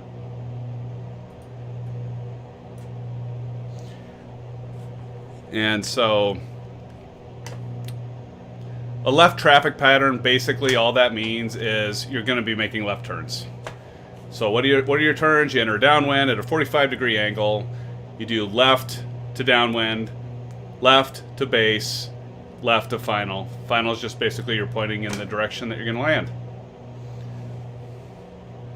We're going to turn off the autopilot. We're going to put our mixture full, props full.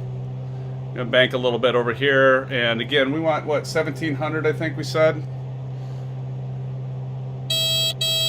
Sorry about that. Getting this aircraft, if you get below 1500 on the manifold pressure, it loves to bark at you. Let's get our landing light on. Landing light is on. We're going to get some of that reflection with the air. The landing light, it's kind of cool.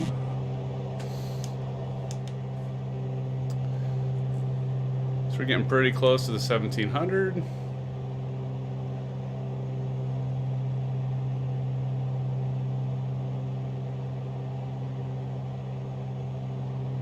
I'm going to engage the track IR.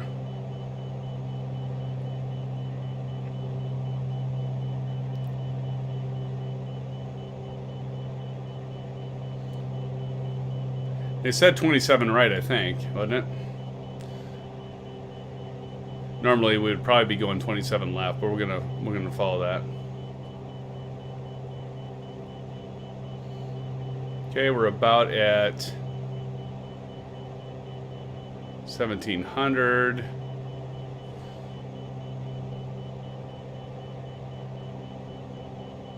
Normally you would not be over another runway.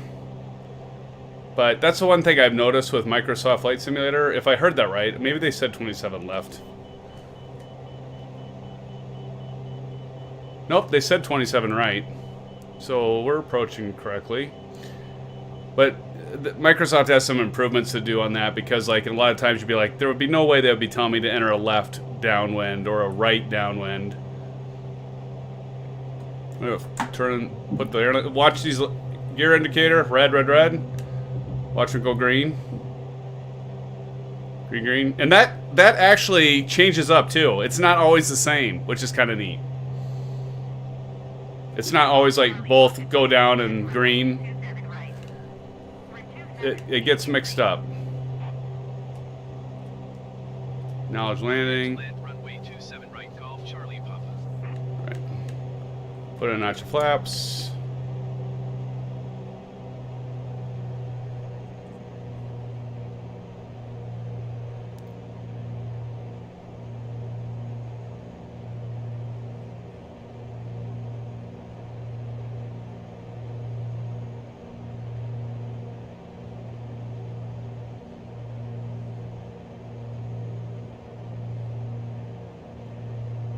Long ways to our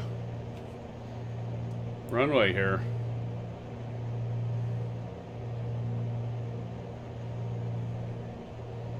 Okay, we're going to throw in another notch. Balloon a little bit. That's okay. We expect that. Think these pappies are going to work? Okay, pappies are working. Ace is down. Last night we were landing. They weren't working for whatever reason.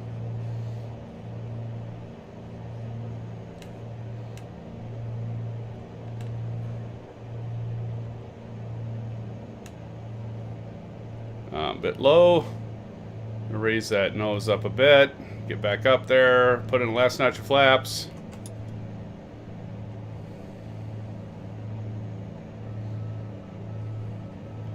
A little bit of trim. Alright, so sim fans, like right when you're about this distance, so just pull that throttle out. Let this bird just kind of gently come back to the earth. Nice and easy. We're going to put a little trim in. We're going to roll out. And this is a pretty easy landing because there's not much wind. There we go. Take our flaps out. There we have it.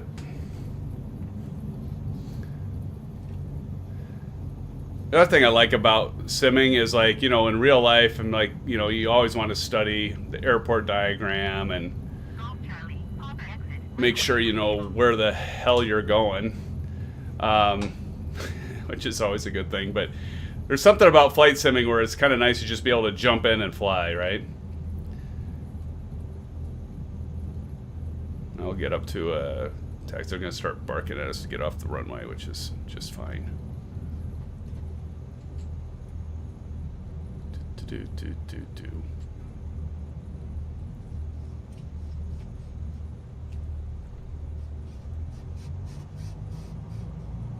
Golf Charlie Piper contact ground on 119er, decimal 45.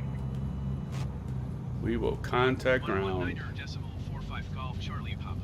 So there you have it, sim fans. How about that? We made it. We lived. I got us to Detroit without killing everybody. Like they say, any landing that you can walk away from and not damage your aircraft is a good landing. I think that's just another way of us pilots having our ego stroked if we did a hard landing. And believe me, I've been there. All right. I don't know where I'm going, fans. We're just going to keep going until I can find like a ramp to park at, because I didn't actually bring up the airport diagram, which I should have. That's okay. Again, we're simming. We're simming, right? It's part of the fun. Oh, we're going to go off the runway. Okay. Or off the taxiway. Back onto the runway. Again, I don't know where I'm going. Hold on. That's why we do this. Now we can go in here, hit M for map. Go in here. Oh, yeah, I knew where I was going. We just were going to cross this and go over to this area where I can park. Totally knew what I was doing. Right. No. Okay. Always more difficult at night, too, right? I don't care. I just need to find a place to just park this bird.